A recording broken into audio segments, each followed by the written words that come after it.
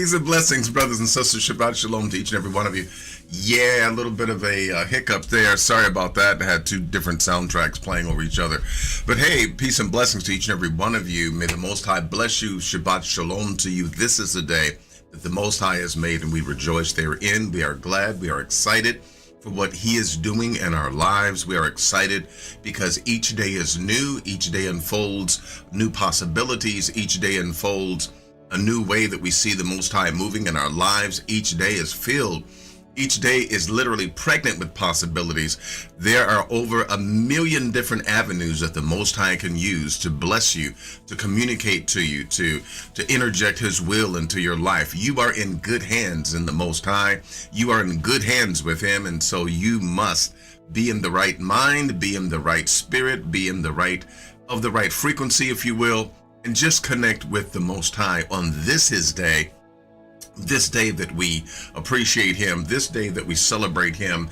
I am your host. Yes, I am your host on this channel. I'm your Maury on this channel, Maury Melchi Uriel. And yes, we're glad to be here. I'm glad you're here. And yes, we're going to be talking about, once again, going to be taking a very interesting look at how the ancients actually looked at and how the ancients understood the Most High. Yes, going to be looking at how they worship, going to be looking at some interesting things that relate to our history, and we're going to just have a good time. We will be right back. From the nation life.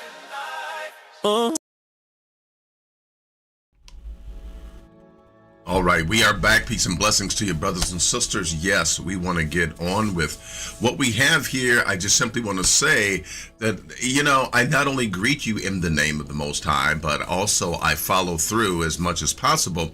And I try to demonstrate the word and the will of the Most High, because each time I open up my mouth to share with you and to teach you, it has to be a living word, an accurate word, something that I've lived, something that I've demonstrated to be true, so that we're not just, reading a script, if you will, or pretending. No time for that. No time for games. No time for pretending. We're here to live the law, statutes, and commandments of the Most High without apology. Well, for those of you that are new to this channel, for those of you that will see this, I simply want to say that we want to celebrate your presence here.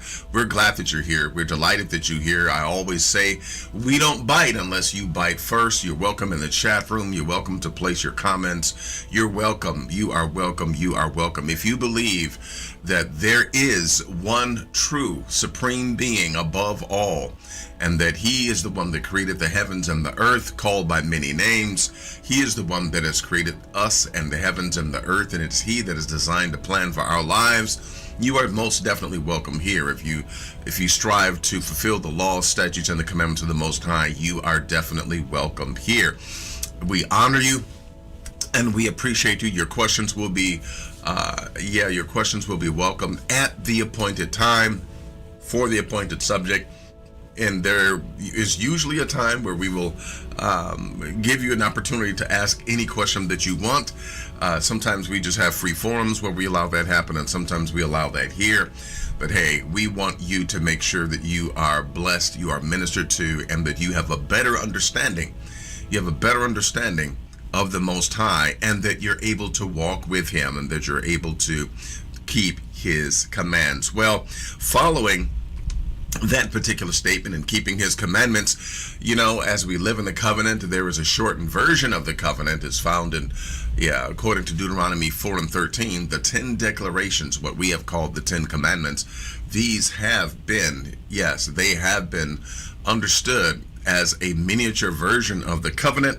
And so when we keep them, we are also keeping the covenant. Therefore, those that are on this channel and in this Hebrew community, we say that we will not have any other Elohim before the Most High Himself. We will worship no other. We bow the knee of our knee and the knee of our heart only to Him. And we will not worship nor bow down to any other. We will not make any graven image, whether it be of wood, stone, or even of imagination, belief, or understanding. We will not replace Him in our understanding or belief with another deity, with another God, for we worship only the Most High. And also, we will not take his name, his character, nor his presence in vain. We will not take his name or his presence, or even his presence that he has placed upon us. We will not treat it lightly. We will not take his name in vain. We do remember to keep Shabbat holy, as we do no work during these daylight hours upon the seventh day from creation. And we do honor our mothers and our fathers, that our days may be long upon the earth. We honor our ancestors as the Most High has said to. And in honoring them, we understand that we stand upon their shoulders, for without them we would not exist. He is known as the Elohim of Abraham, of Yitzhak and Yaakov. And so even the names of our ancestors are combined with the name of the Most High. We do worship the Most High, who our forefathers have known. Our forefathers did not know of a JC. They did not know of a Yeshua ben Yosef. They did not know. And so therefore we do serve that we have known. And not only that, but we will not commit murder. We will not shed innocent blood. Also, we will not commit adultery. We will not steal. We will not be a false witness in any matter of adjudication. And we most definitely will not covet anything that belongs to anyone else, for we know that the Most High has blessings already in store for us. So, hey, we're good with it. Hey, we're good. And you know what? We are opening up the doors of our heart and our lives unto the Most High, so that he can bless us and move us even in this day and in this time where we need his leading. We're opening up to him into what he is doing. There's going to be lots of rearrangement in his amongst his people, amongst his nation. The Most High he's moving the chessboard just the way that he wants it. There's going to be some things happening that are going to be shocking, but these things are necessary, and the Most High is moving his chessboard pieces where he wants them, because hey, it's getting ready to go down, as they say. Well, let's continue with those of you that are here. I want to say that we delight in the Most High, and we not only love the word of the Most High, but we also love to pray. Now, the way that we pray, we do this somewhat differently, and that we first go within. When we pray, we first go within and we ask ourselves one question: have we sinned against the Most High purposefully?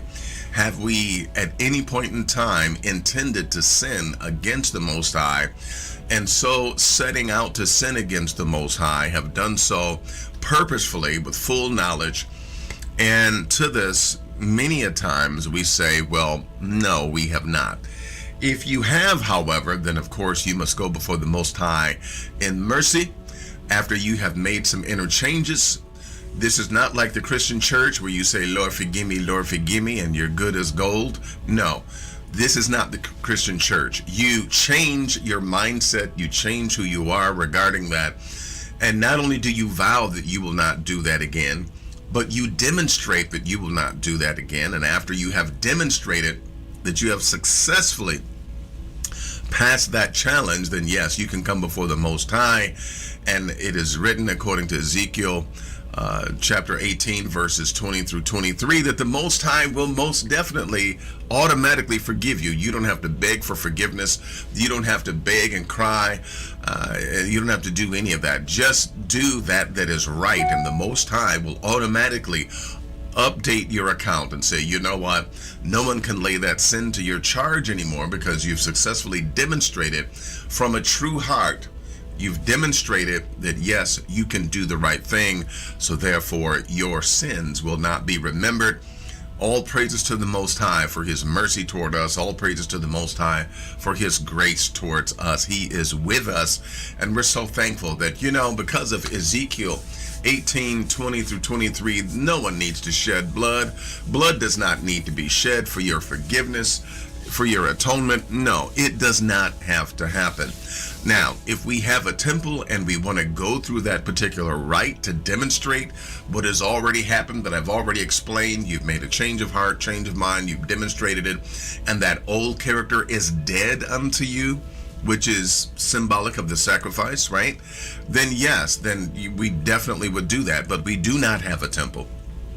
Okay, we do not have a temple that's made under the guidance of the Most High, and so therefore we have the calves of our lips, as is written in Hosea, where we can come before the Most High and we can pray unto Him after demonstrating that we've done the right thing from our hearts.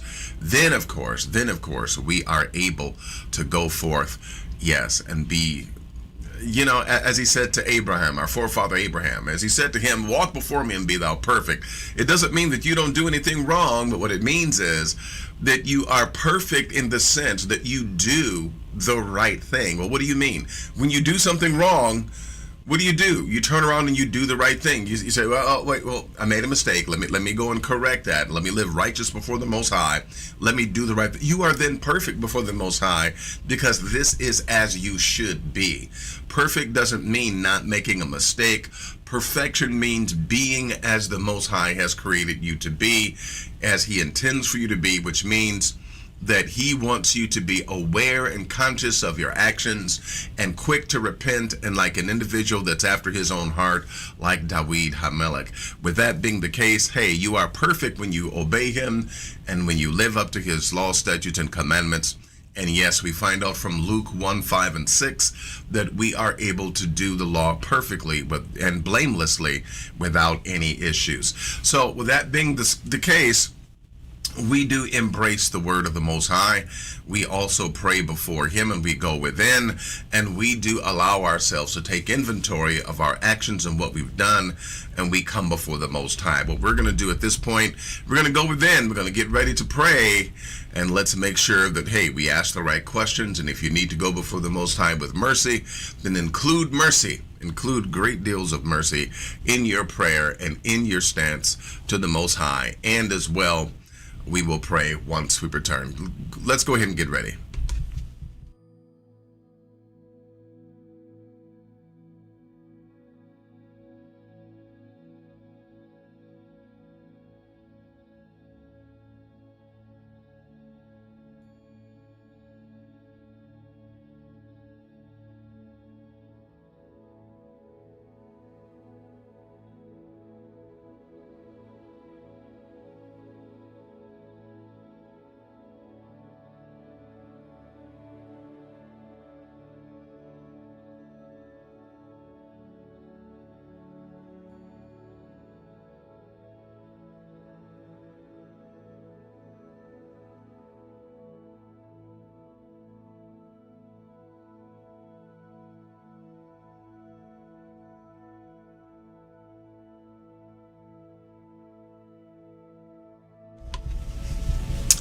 Baruch atah b'hashemayim, Baruch atah b'haaretz Ya'o, Baruch atah b'kol ha'olam atah melech ha'olam. Blessed are you in the heavens, blessed are you in the earth, blessed are you in all the universe, for you are the King of the universe. And we, your people, we come unto you. We anachnu ha'am shalech, anachnu lekan lifnecha Ya'o. We are here before you, Most High, and we come before you so that, Most High, we come before you and we honor you on this day that we have set aside to honor you. We thank you. You've actually set aside this day, and we rejoice to be a part of this day. We rejoice to be a part of your family. We rejoice to be your people. We rejoice, Most High, to belong to you, to be a part of the covenant. We rejoice in this, Most High. We are righteous because of you. It is because of you that we are holy. It is because of you that we are righteous. It is because of you, Most High.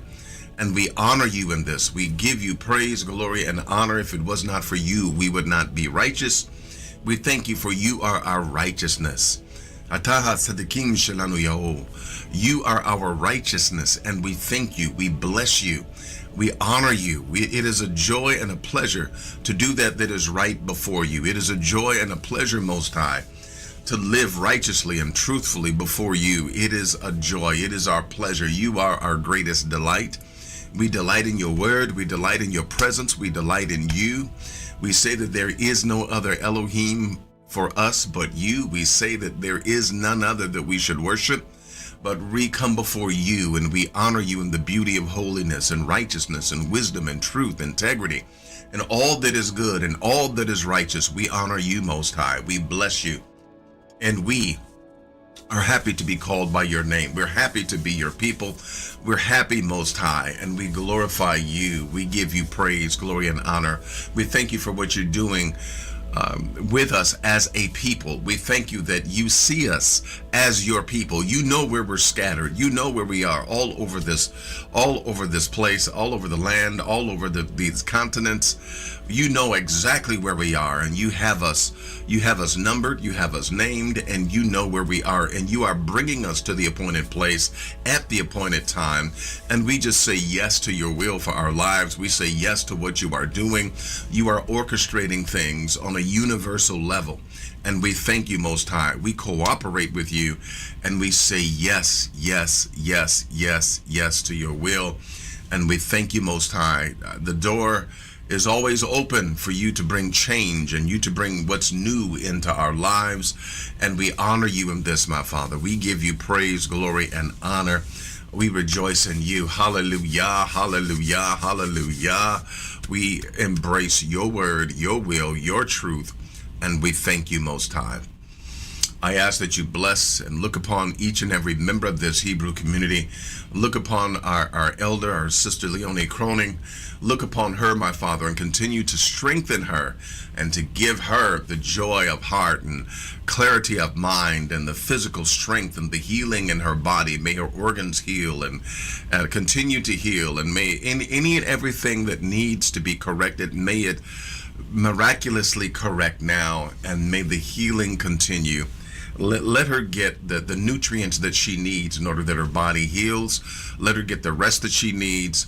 Orchestrate her healing, Most High, to your glory, and for the sake of your covenant and for the sake of your truth. Look upon each and every member of our community, Most High. You know their needs. You know exactly what they need. You know exactly where they are. We give you praise, glory, and honor for each person here, even our brother George Evans. We look upon him and we ask, Father God, that you bless him physically, mentally, and financially. Our brother Adrian as well, bless him financially. All of us, bless our family, our brother Bergen Paris, and each and every one of us, bless us. Look upon us. You know what we need, Most High. We delight in you. We ask you, Most High, to continue to move in our lives. We thank you for this, and to this we say Aman wa Aman. Well, peace and blessings to you, my brothers and my sisters. We do magnify the Most High. We also give the Most High praise, glory, and honor. Not necessarily ready with music this morning. My apologies. You know we love to give praise unto the Most High. That I don't think anyone's going to shed a tear over that. But let's keep it moving, my brothers and sisters. We're going to get into... In fact, let me do this. I'm getting ahead of myself already. Let me give some shout outs. Right when I come back, we'll give some shout outs, and we will actually, we're going to have a good time here discussing some things. Be right back.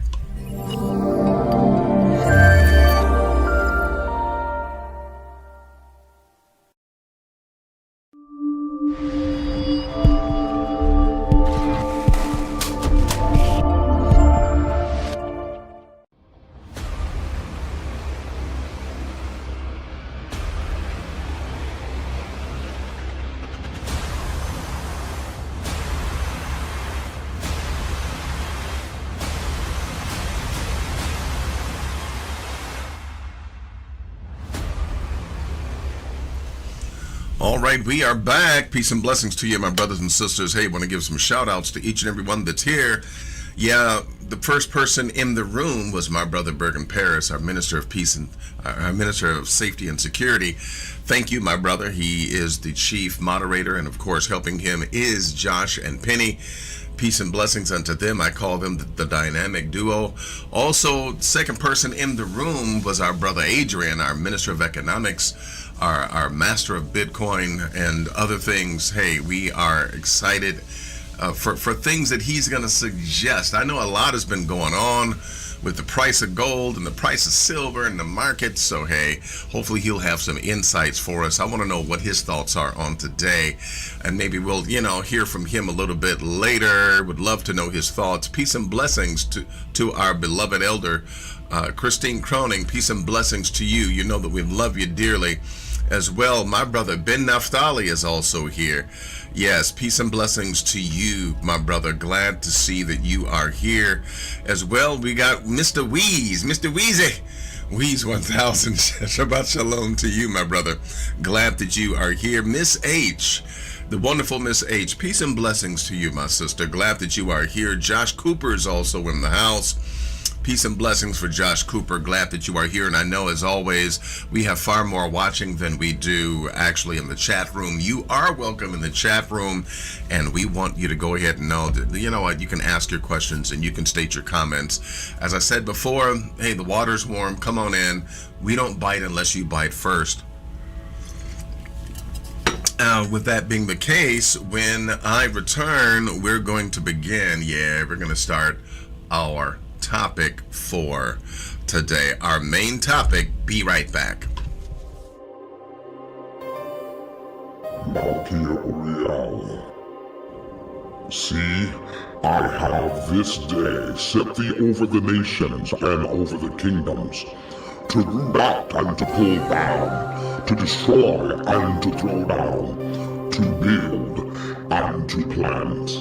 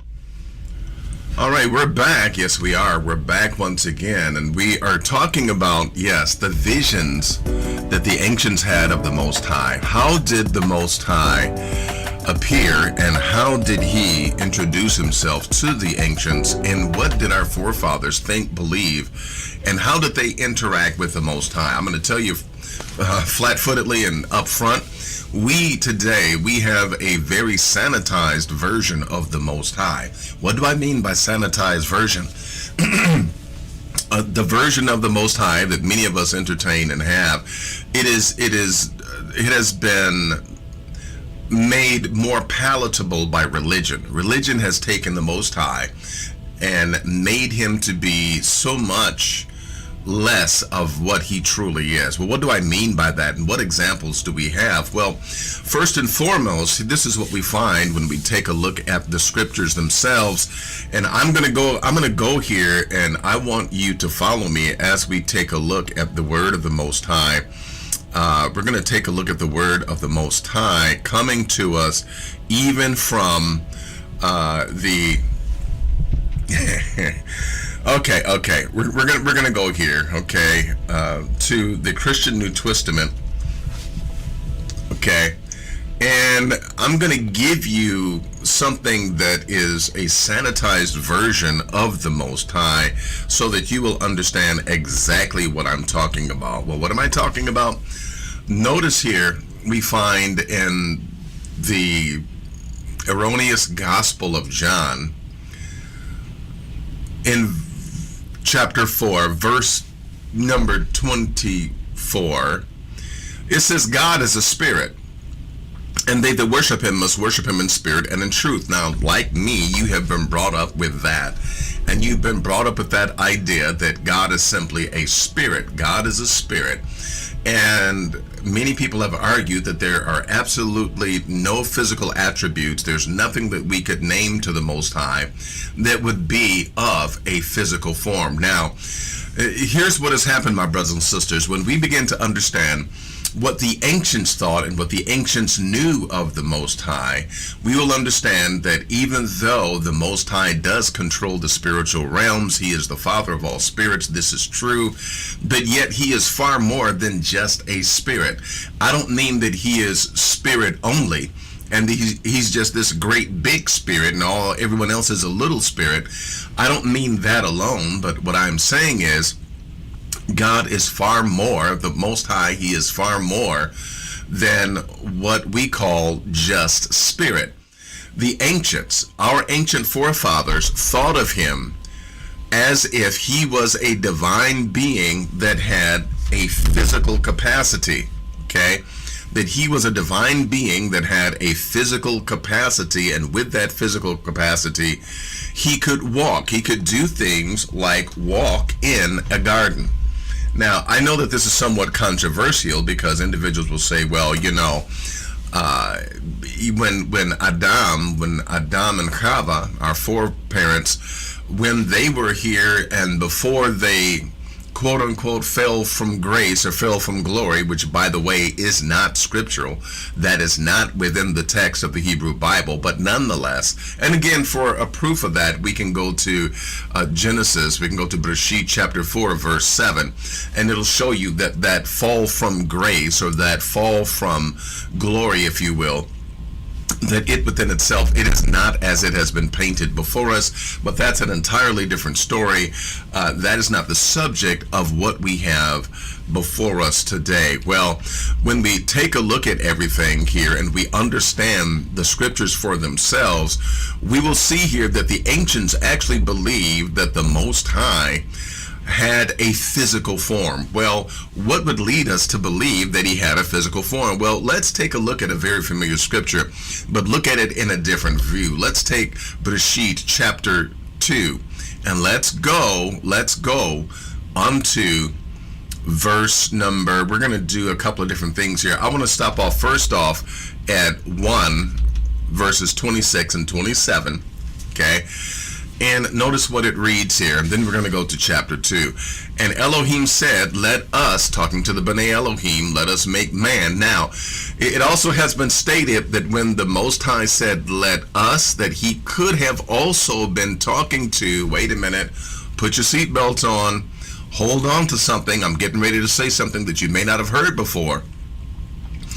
But it has also been suggested, and it is a grammatical possibility, that when the Most High spoke and said, let us make man, that not only was he speaking to the B'nai Elohim, which are those that we, in our modern day watered down version, call angels, but that he was also speaking to the earth itself, the planet itself, and saying, let us make man. Now, the reason why that is astounding to some, and it's controversial, I know, because if you recall, the Most High spoke and said to the people, to his people, to Israel, excuse me, he said, you know what, you really need to take care and make sure that you do what is right. Okay, if you don't do what is right, then I need you to understand something. The land itself is going to vomit you out. The land itself is going to, in other words, the land itself apparently has, and I know I've said this before, and again, I understand it's controversial for some, but the land itself appears to have consciousness. It appears to have some level of consciousness where it can obey the Most High and cooperate with the Most High. The land itself, in the Hebrew, it paints the picture that the land itself, of its own accord, will vomit you out. Okay, talking to the people, the land itself is going to vomit you out. And then not only that, but also the earth commands the Most High commands the earth to bring forth, and to bring forth of the animals, right? In the midst of creation, the Most High said, I want the earth to bring forth animals. I want the earth to bring forth animals, bring forth creatures, crawling creatures, so forth and so on. And it was so, which is why, I don't have to get into all of that, how the animals are more so attuned to nature. They know when it's going to be an earthquake before we do. They know when a storm is coming before we do, because they are connected with, they are more connected with the planet than what we are presently in this day and in this time.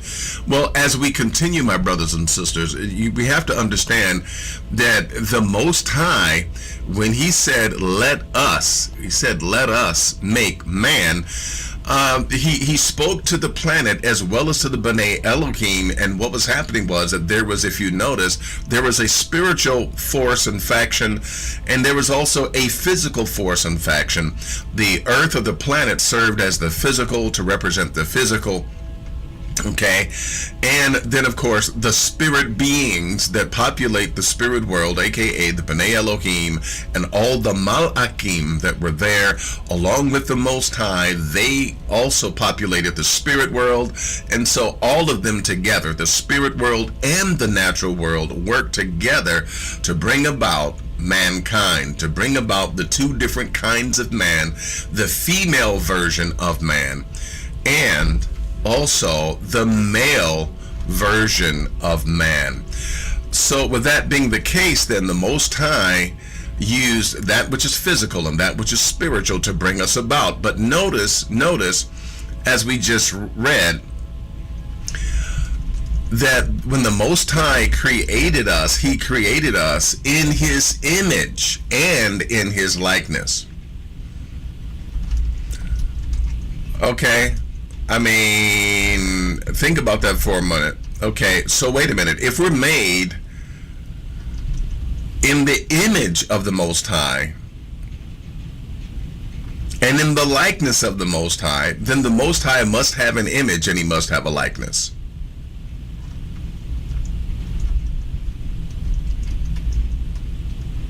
I'm waiting. I'm pausing for effect. Think about it for a second. So then the ancients understood him to have a body. Otherwise, listen, okay, let me interject with this. If John 4:24, where it says, and God is a spirit, if God was just a spirit, then why would he need to make a physical body to make us in his image and in his likeness? Okay? Why would he need to make us a physical body? I want you to think about it.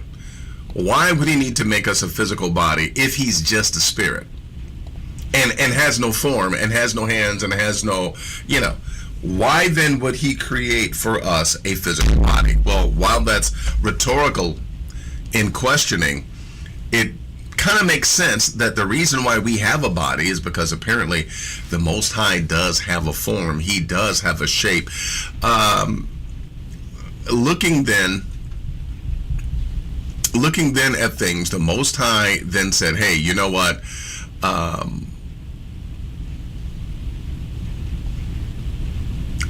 I'm sorry, I'm looking at a scripture here that, you know what, I'm going to show you this scripture. I'm going to show you, let me show you the scripture. I'm going to show you a couple of scriptures right now, okay? Verse number, this is Leviticus 18:24. Defile not ye yourselves in any of these things, for in all these things the nations are defiled, which I cast out before you. And the land is defiled. Therefore I do visit the iniquity thereof upon it. Notice what it reads, and the land itself vomits out her inhabitants. So the land, which has a kind of a consciousness and capacity to do so, is going to vomit out the people thereof. I know, talking about that is disgusting. Vomit, I mean, no one wants to hear that, but basically say for the land to bring forth thereof when it came time to produce the animals, so forth and so on. Okay.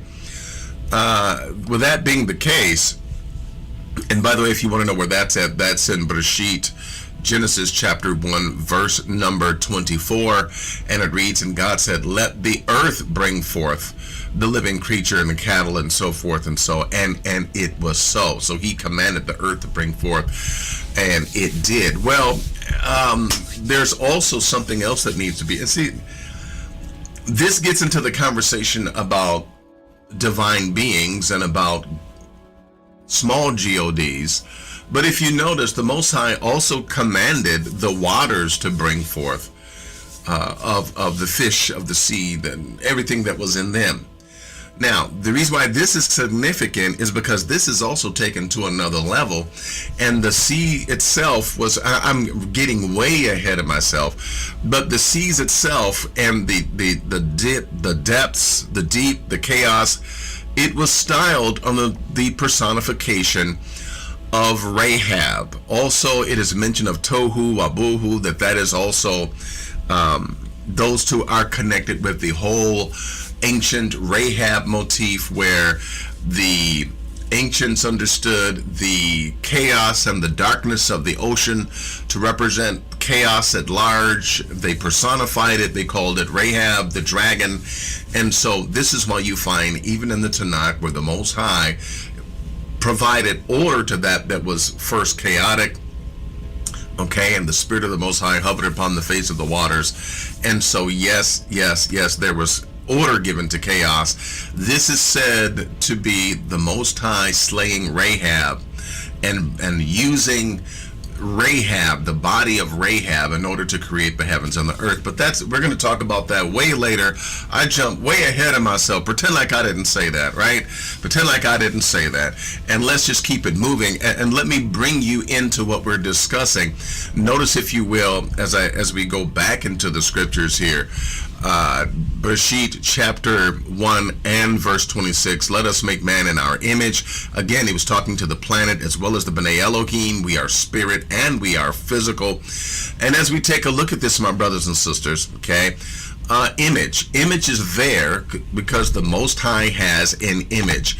If you want to get deep into the Hebrew, you'll find out that one application for the word Selem, which is image, basically it also represents a shadow, that we are the shadow of the Most High. In other words, we are his very image, or the representation of his image, when you consider a shadow. Not to involve the psychological observations of Carl Gustav Jung, who talks to us about shadow work and lets us know that your shadow is that other part of you that you may not want to recognize. That would certainly fit into the motif of us being made in the image of the Most High, his likeness and his shadow. But let's not go there. Let's not go too deep. Let's stick with chapter 1 and verse number 26. And Elohim said, let us make man in our image, after our likeness, and let them have dominion over the fish of the sea and the fowl of the air and over the cattle and over all the earth. Well, I simply want to bring this out, that the Most High did make us in his image, right? He made us in his image and in his likeness. And so notice verse number 27. So Elohim created man in his own image. Therefore he does have an image. It should not be denied, but this is how the ancients thought of the Most High. They did think of him as having an image. Now, for those of you that are those of you that are messianic, okay, I will even take you to one of the Christian scriptures. Man. Okay.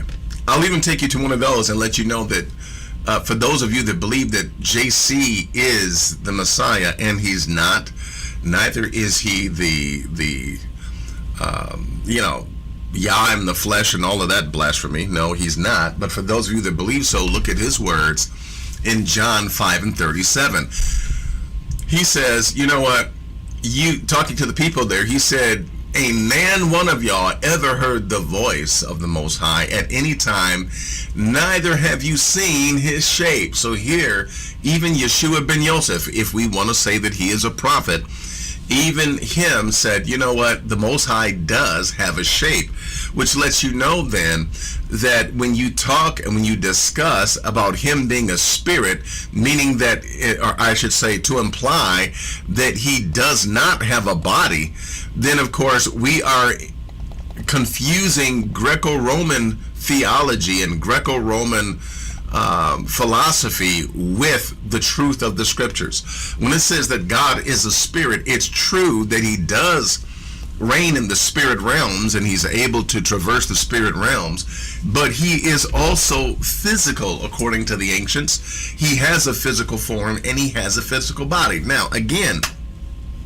we have been brought up to believe that he is just a spirit, and for us to embrace the thinking of the ancients and to understand that he has a physical form, then of course it becomes controversial and difficult to embrace by some of us. Some of us are okay with it. Some of us are like, man, I don't know. I got to get with that. I can't get with that.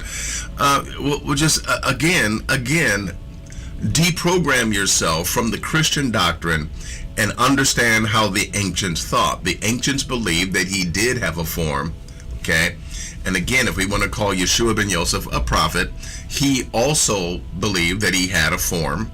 Okay, and we could even go back into the Tanakh to a very famous passage of scripture. Okay, I think that this is around, if I remember correctly, this is definitely in the book of Exodus. But remember where Moshe said to the Most High, he said, look, show me your glory. You remember that? You remember when he did that? He said, look, show me your glory. And what did the Most High tell him? The Most High said, look, okay, in the fullness of my glory, and this is the way that I understand it in the Hebrew, fullness of my glory, no man can see me in the fullness of my glory and live. Okay, you can't take it. Okay, you simply cannot take it, so I can't show you that. If you look at the scriptures, my brothers and sisters, you'll find that the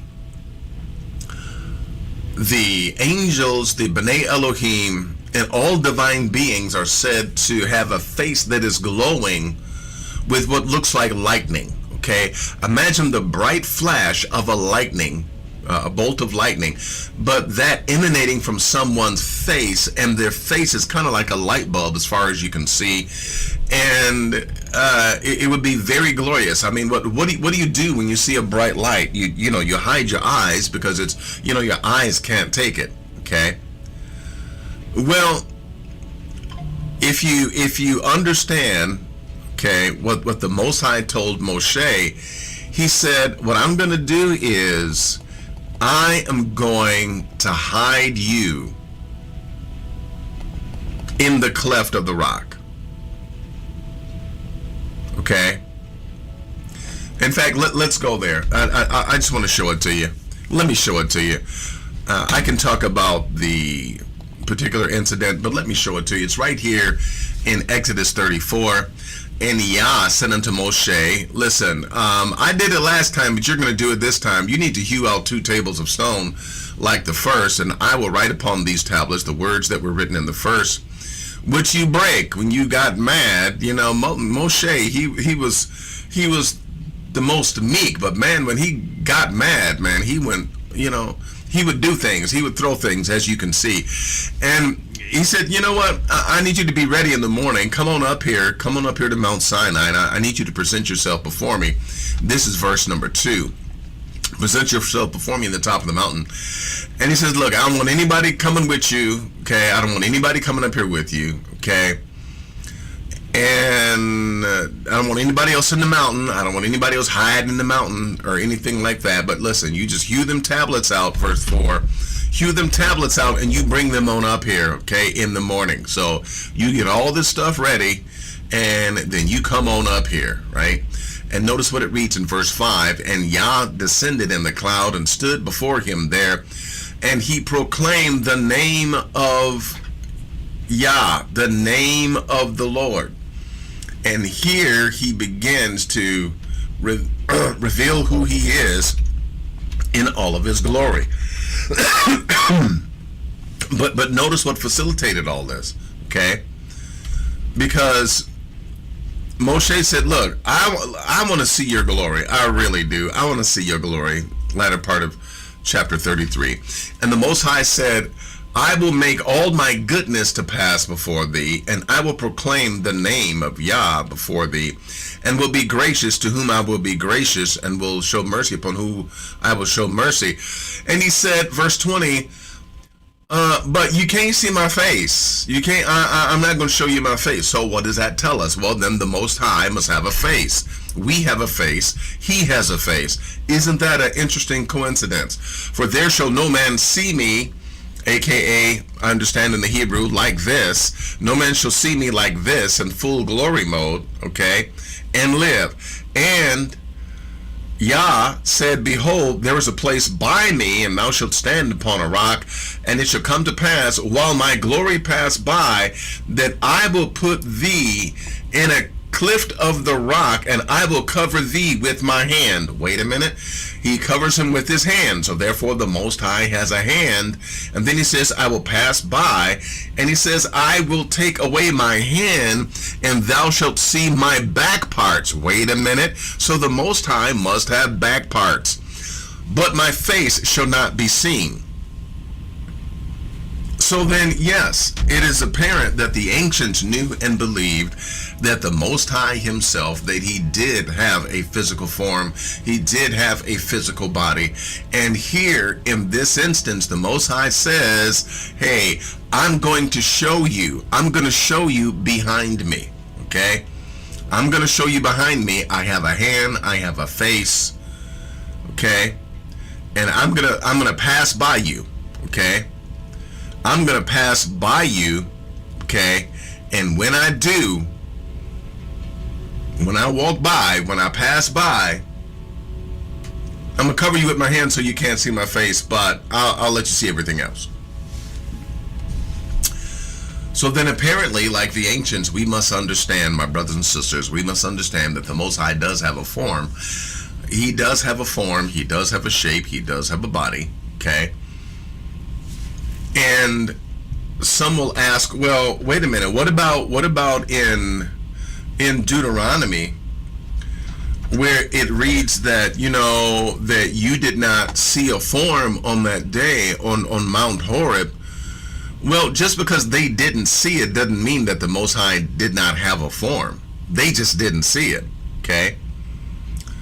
They did not have they didn't see the form of the Most High, because the Most High did not want them to create an image whereby they would worship him and make an idol of him by means of a statue of stone or wood or so forth and so on, okay? Let's see here. Let me show you this scripture here. Deuteronomy 4:15, take ye therefore good heed unto yourselves, for ye saw no manner of similitude on the day that Yah spake unto you in Horeb out of the midst of the fire, lest ye corrupt yourselves and make you a graven image. That's why he hid his image. It wasn't that he didn't have an image. He hid himself so that they, in their infant state, that they, in their infantile way of thinking, that they would not create an image to bow down unto it.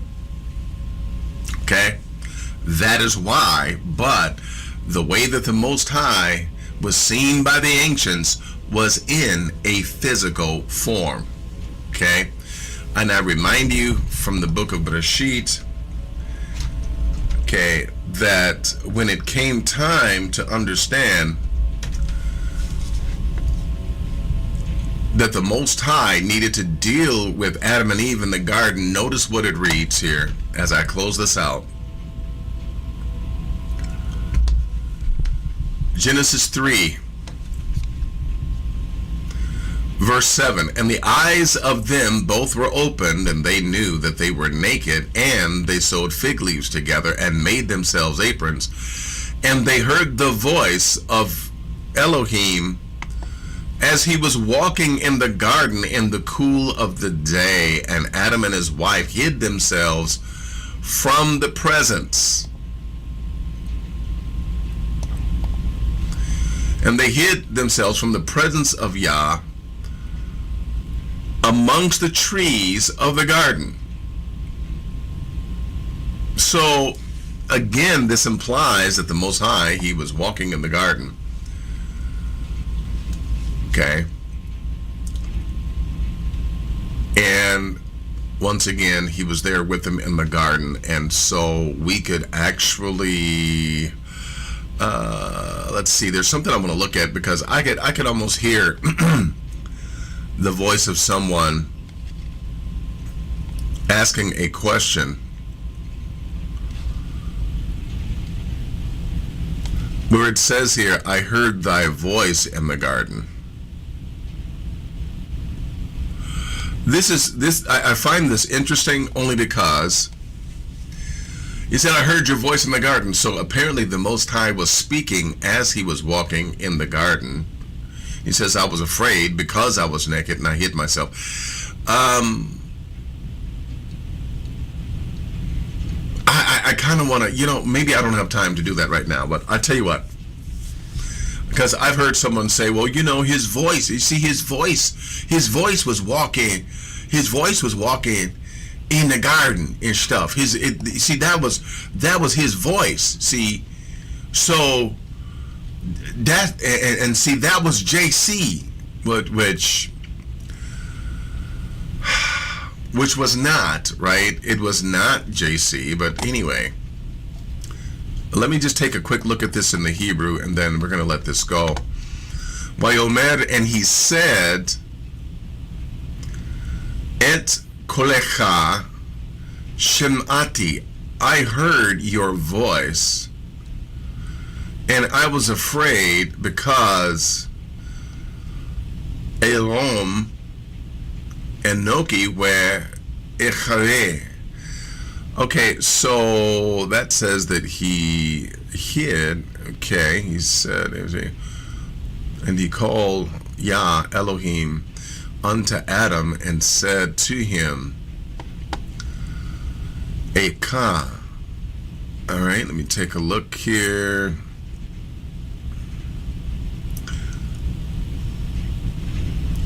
Yeah, he says, I heard your voice in the garden. This is what I was looking for, began. I was looking for your voice, okay? We're looking for this, began, in the garden. I was looking for that clause there. I wanted to see what it read in Hebrew, and it is just simply that, in the garden. And it did not say that his voice was walking in the garden. He just said that I heard your voice in the garden. I only went there only because there's some people see it was his voice. They was walking. You see his voice. But no, it's not his voice. His voice was not walking in the garden. When I get back, we will ask questions. We will entertain questions about this. For those of you that would like, we will take your questions in the chat room. When I return, please address your questions to me. We'll be right back.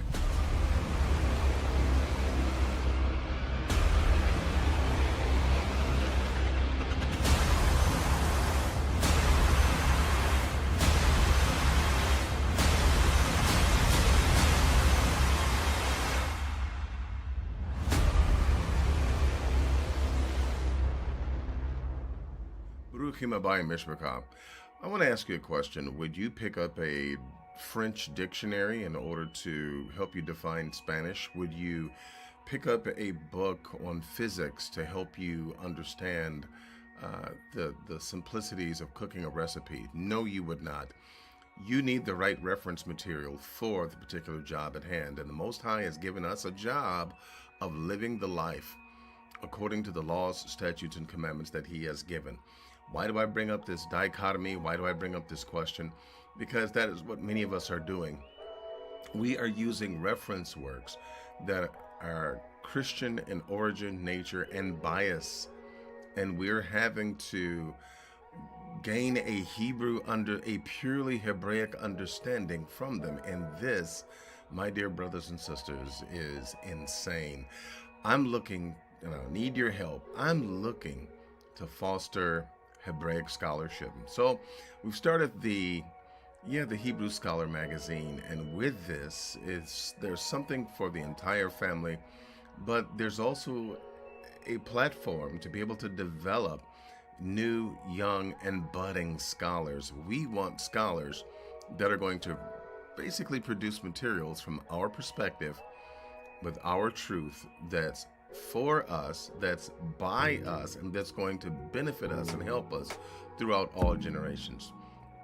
I'm Melky Uriel. I want you to subscribe to the magazine. I need you to subscribe to the magazine. We want to reach our first goal of 500 subscribers. And then, of course, we want to go to 1,000 and move on from there. But bottom line of it is, we need this for the nation, for the community. We need this for Israel. We need our own scholars. And it's time that we began to invest in our own scholarship. So help us out. Go to thehebrewscholar.com. We'll see you there. Shalom.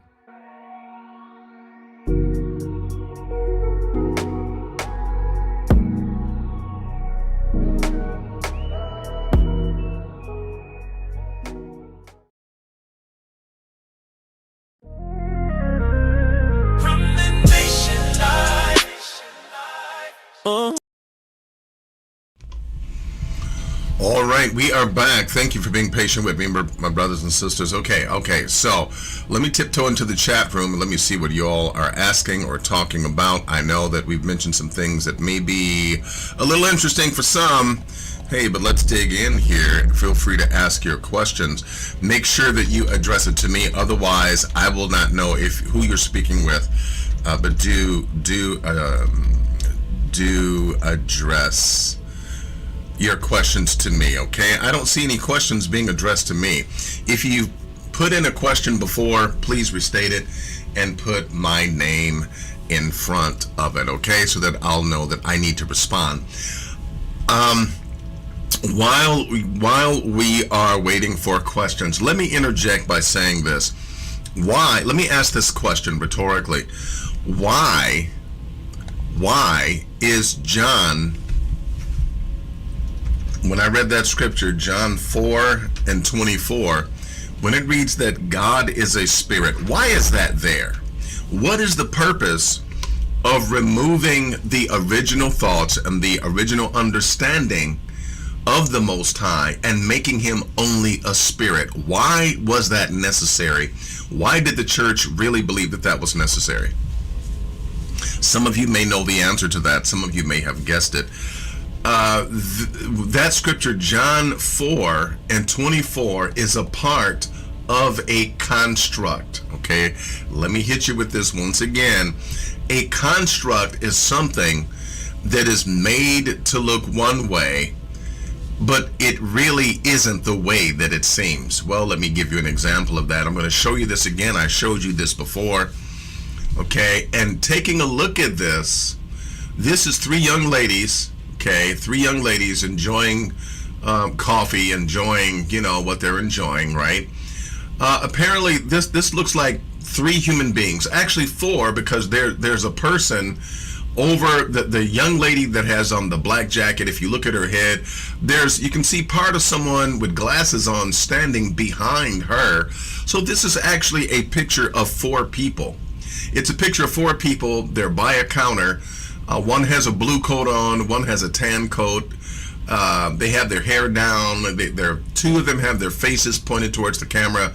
One of them has their faces hidden. If we take a look at this looks like, you got buildings in the background, but when you take a look at this, okay, and when you do something very simple like take this image and make it really small, you begin to see that this is not what it appears to be. as you can see here, this looks like JC when the picture is far away.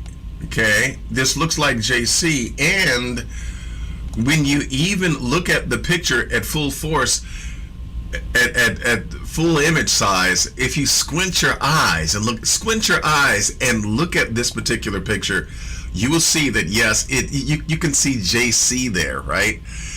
Now, this is what I mean by a construct, where things are put in place to make something seem as it is not. Well, why is that important for us? Because we have been enrolled in a construct. We've been plugged into a kind of a matrix, if you will. And just like the movie The Matrix, we've been plugged in. And so with that construct, we have been led to believe that God is simply a spirit, and the reason why they took away his physical form was because they wanted to give the physical form to JC. JC would serve as the physical representation of the Most High. So they had to redefine the Most High and making him just a spirit. Okay? And then highlighting that even further, and also confusing the matter even further by saying that, God is a spirit, but there's also a Holy Spirit that is also a spirit that is not God, but it is God, but it's not like God, but it is God, and it's a spirit too. Well, okay, they really were trying to drive the point home that God is a spirit and not physical, and they wanted to give JC all the attributes of physicality that would belong to the Most High. That is the reason, it's a part of a construct. That is the reason why they had to have you believe that God is only a spirit, and then they gave the physical part to JC.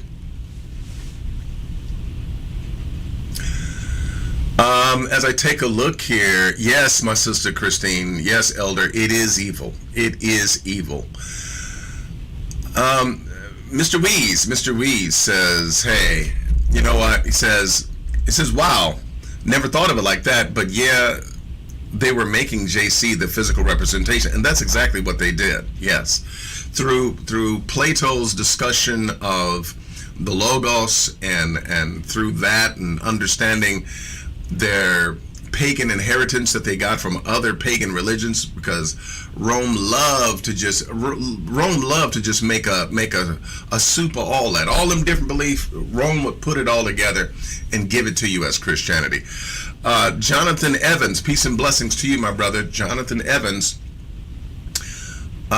he says, did the Almighty appear to Abraham in the plains of Mamre in the image of a man? Okay, thank you for asking that question. Man, I love that, because I was actually gonna talk about that for a little bit. So yeah, taking a look then at the Most High appearing unto Abram. Let's go there real quick, if you don't mind. Let's go there real quick. We're gonna go there to Genesis 18, and let's take a look here. Okay. And I want to show you something here. Look at verse number, I tell you what, we're going to begin with verse number 1. And Yah appeared unto him in the plains of Mamre, and he sat in the tent door in the heat of the day. Okay, now let me do this, if you don't mind. I'm going to go into the Hebrew for just a second, because I want you to see this word, appeared. It says in verse number 18, Wa Yera Elayo Yah. Well, I use the more ancient pronunciation of Yah-O for the Tetragrammaton. Okay, on this channel, for those of you that know, yeah, we do that. We use the more ancient pronunciation. So he appeared unto him, Yah. Okay. Berune Memare. So he appeared unto him in the plains of Mamre. Okay. And this appearance that the Lord did, that Yah did in the plains of Mamre. Okay, now let's follow this through, because you have to understand. Please keep in mind, the Most High gets there first. Okay, let's allow the text to say what it says. And he lifted up his eyes and looked, and lo, 3 men stood by him, and when he saw them, he ran to meet them from the tent door and bowed himself down toward the ground and said, my Lord. Okay, so wait a minute, got to go back to the Hebrew, because as we take a look at verse number 3, Vayomer Adonai. Wait a minute. Vayomer Adonai. And he said, Lord or Master. Okay. And he said, if behold, or if please, imna matzati, if I have found. Okay. Now, this is interesting because he says, matzati, if I have found chin, if I have found favor and grace in your eyes. Okay. He's saying, please, ta'avor me'al avecha. Basically, let me, and he's really addressing them. But what I want you to see here is that he calls someone Adonai. He is addressing them as master, and this is not the use of the tetragrammaton.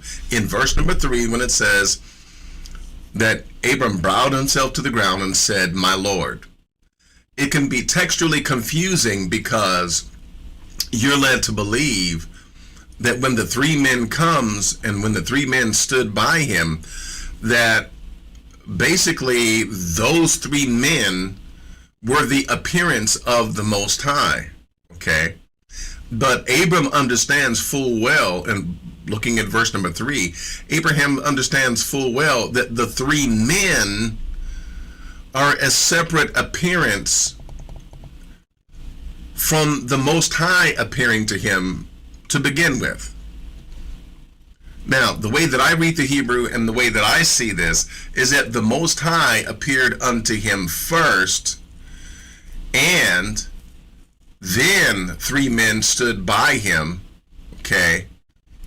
And then he said to the 3 men, he went to the 3 men and he bowed himself to the 3 men and said, Adonai, called one of them Adonai. Okay. And then he said, yeah, let me go get some bread, some water, so forth and so on. Okay. And so he went and got some stuff, right? Made them a meal real quick. And notice what it reads in verse number 9. And they said unto him, where is Sarah, thy wife? So these are the 3 men. Okay. Now, the way I see this in Hebrew is that the 3 men were there, but also the way that I read it in the Hebrew is that the Most High was also there. Okay. And the Most High appeared unto them. They were in physical form and they did eat, right? They weren't spirits sitting down before plates eating food. No, they were physical beings. Please keep in mind, brothers and sisters, and I've said this before, okay, I'll say it again. The Malakim, the B'nai Elohim, even the Most High himself, has the ability to appear in physical form, because the Most High does have a shape, does have a form, the way that our ancients believed him to. Okay. Again, please understand, they did not have belly buttons. They were not men, but they could have physical substance. Okay. It doesn't mean that they were men, but to our naked eyes, we're used to seeing men, and so we would see them as men. They would be spirits that have a physical form, if you'll allow me to put it that way for the sake of your understanding. They would manifest physically without being men in the respect that we understand men with belly buttons and so forth and so on. But they were able to eat. They did have physical form. They were able to hold a plate, fork, knife, which, by the way, they ate with their hands. That they didn't have forks and knives. But yes, they did have physical form. So in answer to your question, yes, the Most High did appear to Abram in physical form. Okay.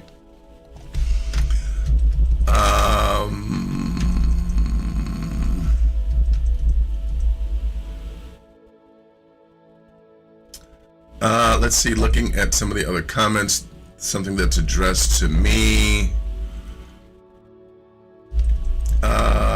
Let's see.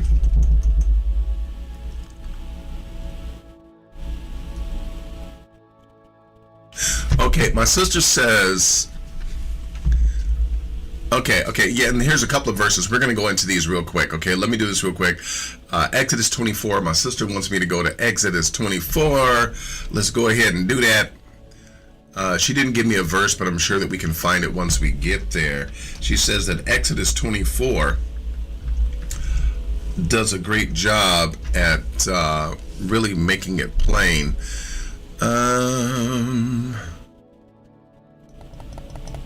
Okay, taking a look here at, yeah, look at this in verse number 9. Then went up Moshe, okay, then went up Moshe and Aharon and Nadab and Avihu and the 70 elders of Israel, and they saw the Elohim of Israel. Again, you could see the Most High, right? Yaakov said that he saw the face of the Most High. You could see the face of the Most High, but not in full glory mode, okay? And there was under his feet, so he has feet, a paved work of sapphire stone, and as it were, the body of heaven in his clearness. So, also, verse 11, and upon the nobles of the children of Israel he laid not his hand. Also they saw Elohim, and did eat and did drink. And Yah said unto Moshe, come up to me in the mount, and be there, and I will give thee tablets of stone, and the law, and the commandment which I have written, that thou mayest teach them. And Moshe rose up, and his minister Yehoshua, and Moshe went up unto the mount of Elohim, and he said unto the elders, tarry here. Okay, so forth and so on.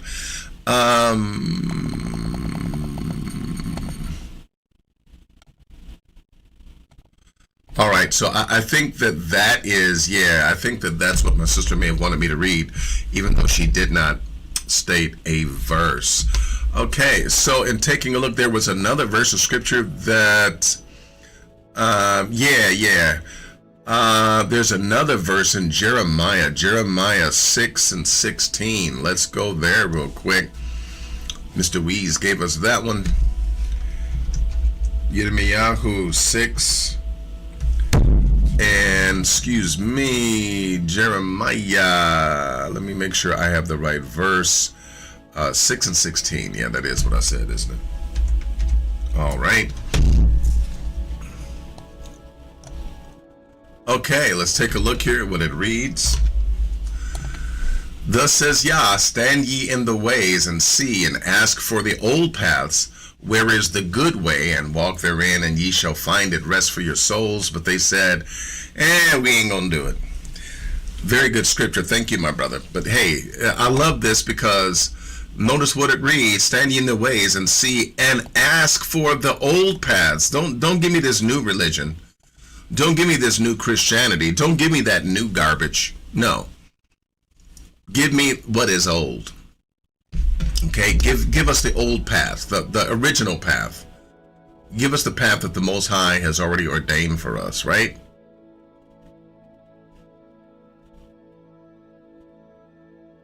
So, all right, let's continue to see. Let me see what else you guys are saying.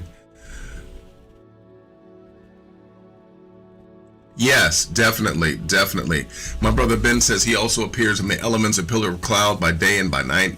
Okay, this is very true.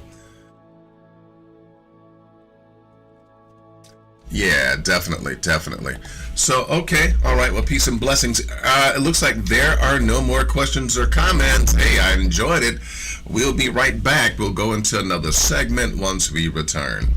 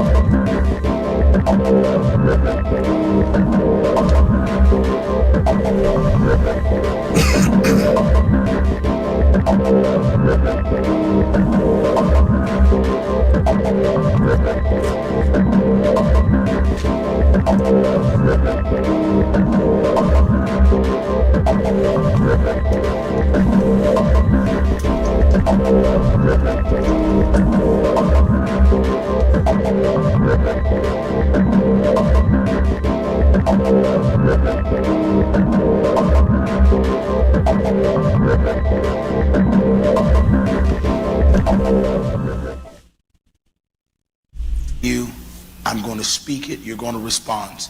There's 5 of you that need to release a seed offering of $1,000. You won't get this chance again for the next 7 years. Oh my goodness. Okay, so you're not going to get this chance for the next 7 years. You need to sow this seed right now. I don't know who you are. Look at me. And I'm not intimidated by anybody. All things theology, we chop it up properly, without an apology. Gotta get that theology to God, hollow, because this is how we do it at All Things Theology. This is crazy. It's coming to us. This video is going to make you so upset. We're going to be talking about Prophet Marcus Thomas. But before we get into that, welcome to another episode of All Things Theology. With this is your host, K-Dub. Guys, this may be one of his worst videos. We've seen the video of him and Jamal Bryant commanding, not asking, remember, for the 10,000. We've seen him swindling the man for 20,000. We're going to see this video. Guys, it is going to be very upsetting. Look, let's get right into it. I'm going to play a shorter clip, and then I'm going to play like a nearly 15-minute clip, and we're going to look into this, guys. Just get ready, guys. This may be one of the more disgusting videos you've ever seen. Let's get into this first clip. I'm going to tell you this. Y'all point at me, please. I'm moving in the spirit. Oh boy. I'm going to say this, and I'm not speaking to the analytical you. I'm speaking to the woman of God. Now he's see. Interesting thing of it is, my brothers and sisters. We are. Oh, jeez.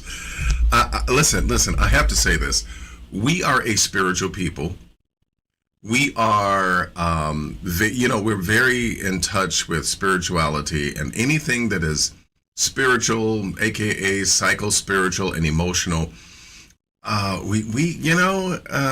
it hits us different. And so when someone comes and makes us believe this is God, and if you it has all those elements of, you got to do it right now. You're not going to get this chance for another, 7 years. You're going to miss this opportunity. This is absolutely ridiculous, but there are so many of us that are just falling for this stuff, hook, line, and sinker, and it's just crazy. He's about to prophesy to this lady, and I want you to key in on what he's saying. because he says, I know you're a very analytical woman. He's literally telling this woman, I'm not speaking to the part of you that's actually thinking and reasoning and I ain't talking to that part. I'm speaking to the woman of God, the more spiritual person. Whenever they say spiritual, they mean the person who's just about to accept what I'm about to say without any critical biblical thinking. Person got faith. Remember, I have my PhD in foolishness. Let's keep listening. I want you, and I need you to hear what I'm saying in depth. Feel it in your spirit.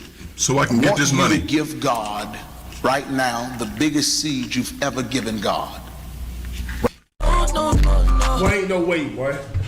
Boy, ain't no way, boy. Now you see why he doesn't want this woman reasoning and being analytical. He's not speaking to the analytical Don't side. think about it. Just have faith and give me that money. He wants her to give the biggest seed she's ever biggest seed God you've ever in her given. life. Why? Biggest. He's going to tell you why. It's going to be absolutely unbiblical. Where do we see the prophets doing this? Where do we see Jesus doing this? In order for you to get this word of God, you have to get the biggest seed you ever given in your life. And I don't know. The woman didn't like shake her head. Maybe she's frozen there. I don't know. I hope this woman. Hey, if you're watching, by the way, go on and email me, comment. Right? I think this woman may be like, "What did he just say?" Right now, move. Oh, she's going to do it. Nobody say a word. She's going to do it. Oh my goodness! And he just told her. He said, "Move." And there she is. How dare you? She's reaching in the purse. What's going on here? Nobody say a word. Everybody point at me. My goodness. God, there it is. I'm walking through your home right now. So now he's astral projecting. He's projecting into someone's home, right? This guy is a demon. I don't use that word often for people. This guy is a grade A demon. He is Satan's chief apostle demon. Give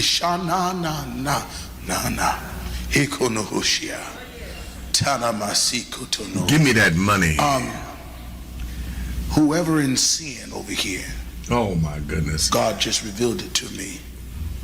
God said, I'm giving you 7 days to leave him alone. Oh jeez. 7 days. But he ain't gonna catch you for lying and snatching money out of women's God has pocketbooks. kept you from AIDS. If you sleep with him again, My you'll Lord. get AIDS. Now, You got to stop doing that. You got to stop doing if you that. actually listen to what this man said, it doesn't make any sense. And so he's trying to instill this fear. By the way, don't sleep with him again. I'm not saying that. But if you listen to what he's saying, it's so stupid. So you mean to tell me? So the law of probability is, somebody probably knocking boots up in that church, right? Some of them young women probably knocking boots. And so the possibility of this being applicable is, hey, the numbers go through the roof. So it's almost like you can't go wrong. But if he were to call, I would be impressed if he called somebody out by name and named the day, the time, and everything. I would be impressed. But this somebody over here is in sin. Man, please. That is not prophecy. That's theatrics. You've been sleeping with a guy with AIDS, and now the next time you do it, you're going to get it. Like, it don't make. Are these people thinking and reasoning? What about the 30 other times, right? And he did this a lot during this sermon, by the way. Are those leaves on the ground or money? It's creating fear. Hey, you were going to die, but the prophet is here. Hey, you were about to die. You sleep with him again. It happened, and it was all like accrediting it to like him. It's like he does this a lot. Remember the lady he prophesied to that she bet not leave the service or she's going to get hit by a car? He loves to instill this fear. We're not done with the fear, by the way. So God said, I'm giving you 7 days to leave him alone. And we panned, you saw the pan around the audience. This church is not a very big church. It was going to make the next clip very disgusting. And guys, you already know it's a lot of women he's targeting. Yeah. A lot of women. I see a whole bunch of women in the church. You have no fear, do you? Okay, stay right there. You're in here, listen to me. And God is putting it on your heart. your faith is finna go to a whole nother level. Who believe that after today your faith is going to a whole nother level? See, it's nothing but theatrics. You know, things that you can't measure, things that your faith is going to go to another level, and God is going to, you know, just all of these theatrics, all of these things, and it's just ridiculous, and people fall for it hook, line, and sinker. Don't raise that hand. Lift your hands high. Don't be passive. Now this is the setup. I'm going to let you guys know this is the setup. They challenge you. Do you believe God? Do you trust God? How many believe your faith's going to another level? Then you need to do what I'm about to tell you to do that the Bible doesn't say. But you've already raised your hand, so the prophet can call you out now if you don't do what he says to do. You know what I'm saying? This is all the setup. Glory to God. Listen, when I tell you this, I don't want you to miss this. I need you to hear me by the Spirit. And some of you is going to get in your flesh. And if you get in your flesh, I ain't talking to you. My gift is strong enough that I have the ability to see. And when God allows me to see, In your bank account. I see past the fluff. There is 5 of you, and I'm going to say this one time. I don't beg, I don't do any of that because I have too much grace on my life. Now, what we're about to see is literally, look, I have the timestamps. And this is all I put. There's about 20 more minutes of him literally begging people to do what he's about to say. Anytime these pastors say, I'm not about to beg you, sure enough, you know, the begging goes on for quite a while after. And out of 5 of you, 1 of you is one of you young people that's going to do something you've never done. 5 of you, I need to pray for. Can I get some oil, Pastor? Oh my goodness! Here comes the money line. 5 of you need you to move with strength and faith. When I say it, 5 of you, under the sound of my voice, I don't care where you are in this building. I want you, come stand here with me, right here on that stair. There you go. 5 of you, I want you to move with conviction, not coercion. Nobody is manipulating you. I'm going to speak it. You're going to respond.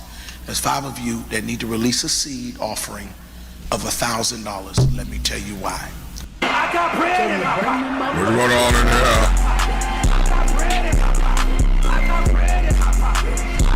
And just for those members.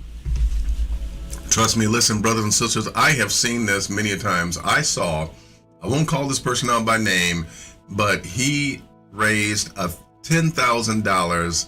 No, I'm sorry. No, that was Juanita Bynum that did $10,000. But no, this guy took $100,000 out of a church by doing this very thing. You get in line, you have $1,000, and it's going to go up. Others going to have $2,000, others going to have $5,000. But this is how they make their money. And when I was in the church, they would say, well, they would tell me, they say, see, you can preach, but you got to have that anointing to get the money. I'm telling you what they told me verbatim. You can preach, but you got to have that anointing to get the money. Yeah, you got to be able to get the money.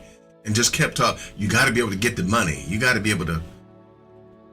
And I was so disgusted by that. I really was. I was very disgusted by that. I'm so glad that basically, I didn't go for the okie doke. Okay. But long story short, hey, I just wanted y'all to see this is crazy.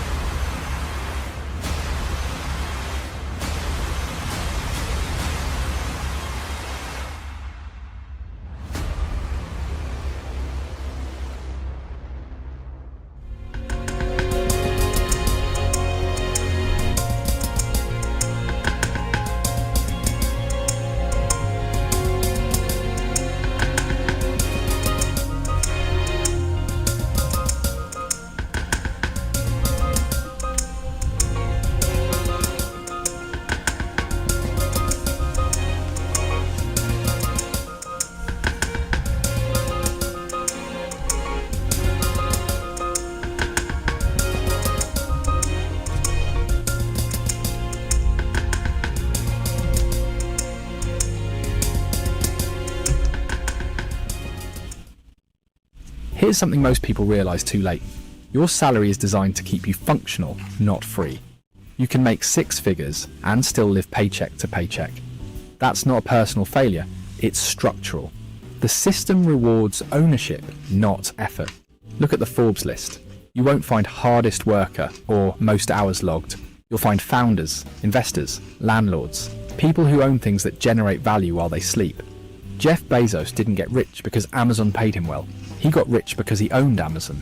The trap is believing income equals wealth. It doesn't. Income is what you trade your time for. Wealth is what works without you. When you depend entirely on your next paycheck to cover your next bill, you're not building wealth, you're renting your life from your employer. I mean, did you hear that? I don't know if you heard that. What he's trying to communicate is simply this. You have to have a system in place whereby your money works for you, even while you're sleeping. Okay? If you have a system where your money is working for you, I don't care if you put a few dollars away by means of Acorn or Robinhood, and you buy Bitcoin or you buy, something else, some other stock. I would advise that you buy you some GLD. Buy something that is connected with precious metals. You may not buy the precious metal itself, but an EFT that is connected to the actual physical gold. And long story short, yes, you need to make your money grow for you. This is what he's trying to communicate, but hey, let's keep listening. The shift happens when you stop asking, how do I make more? And start asking, what do I own? Own skills that scale, assets that appreciate, and systems that generate cash flow. Until you own something, you're owned by something. Your rent, your car payment, your credit card balance. That's the cycle. And breaking it starts with understanding that salary alone will never be enough. Discipline fails because it requires constant decision making. Every day you're choosing between saving and spending, investing and delaying. That's exhausting. Systems win because they remove the choice entirely. The wealthiest people don't have better willpower, they have better structures. They automate, they allocate, they decide once and let the system run. That's what the 20-60-10-10 rule does. It's not about earning more right now, it's about directing what you already have with precision. Here's the breakdown. 20% goes to growth, investments, skills, assets that multiply. 10% goes to stability, your emergency buffer, your protection against chaos. 60% covers essentials, the real cost of living, not the inflated ones. And 10% is for enjoyment, guilt-free spending that keeps you sane. This works on $2,000 a month and on $10,000 a month either. The percentages scale, but the structure stays. Most people do the opposite. They spend first, save what's left, and never invest. This flips that. You pay your future first, protect yourself second, live third, enjoy fourth. It's not restrictive, it's intentional. This is where wealth gets built, not through your job, through what your money does after you earn it. The 20% allocated to growth is the difference between working until you're 70 and having options at 50. Pay yourself first. That's an operational strategy. If you wait until the end of the month to invest what's left over, nothing will be left over. We expand spending to fill available resources. The only way to break that is to remove the money before you can spend it. Automate a transfer the day your income hits. Make investing the default, not the afterthought. Time beats amount every single time. A 25-year-old investing $500 monthly until 35, then stopping, will have more at 65 than someone who starts at 35 and invests $500 monthly until 65. That's compounding. Starting now, even small, matters more than waiting to invest big. Now, where that 20% actually goes. This isn't about picking the perfect stock or timing the market. It's about building a diversified foundation across what I call the risk ladder.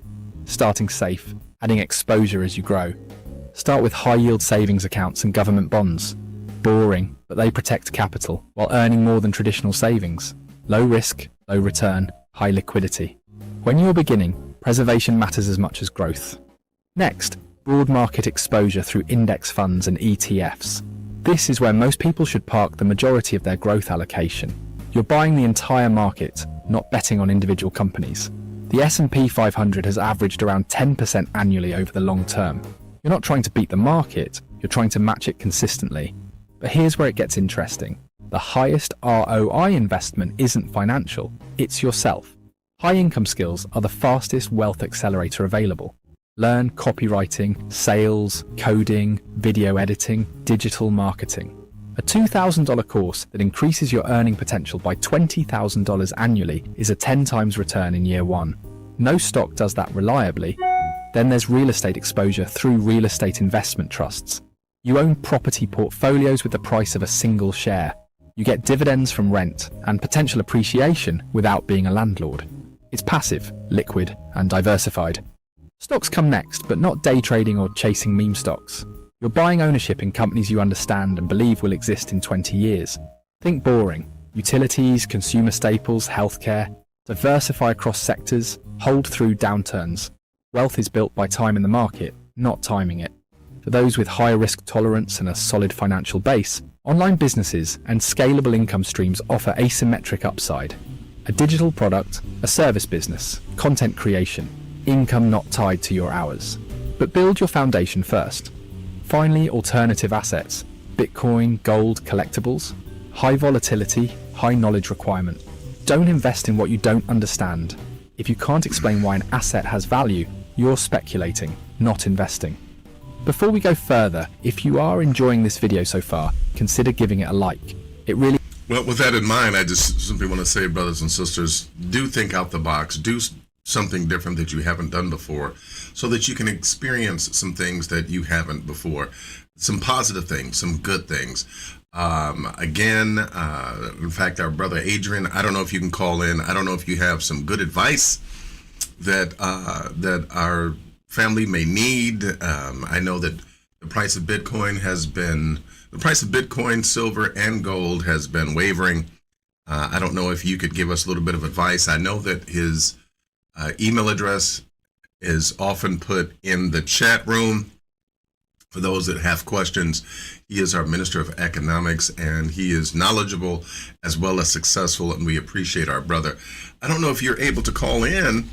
I don't know if you have any advice that you would want to share with us, but I would like to at least hear from you, and just give us your thoughts for how things are going economically, as far as you think, as you know, if there's anything that we need to do, if there's anything that we need to address when it comes to our finances. And if you don't have anything that you want to add, that's fine too.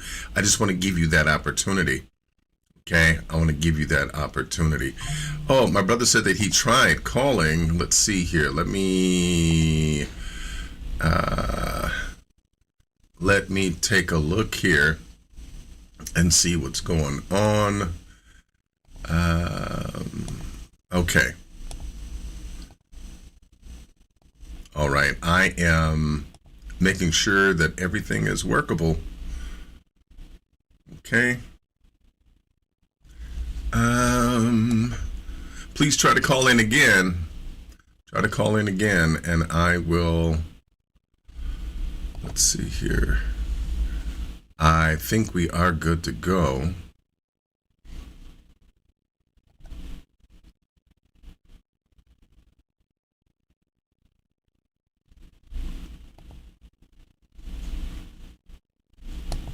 Okay. All right. I think that this is you calling. Adrian. All right. This is our brother Adrian. To accept, press 1. All right. Here we go. Our brother Adrian. Shalom. Shalom, my brother. How are you? I'm well, and I'm going to start off by saying that I'm going to be like that false prophet on there, but I'm going to do it in a different way. I'm going to be like, I'm going to take my time this evening. Is that all right? Yeah, that's all right. Take your time. Okay, now, I'm gonna segue into the crypto sector, but I just want to share some information for some people to look into. Look into an indexed universal life insurance policy, and I'll give you 3 quick reasons. You can do your own research, but if anyone's interested, I have a guy. He's from I think he's from wherever it is the Bantus are from. I can't think of the country right now, but that's where he's from.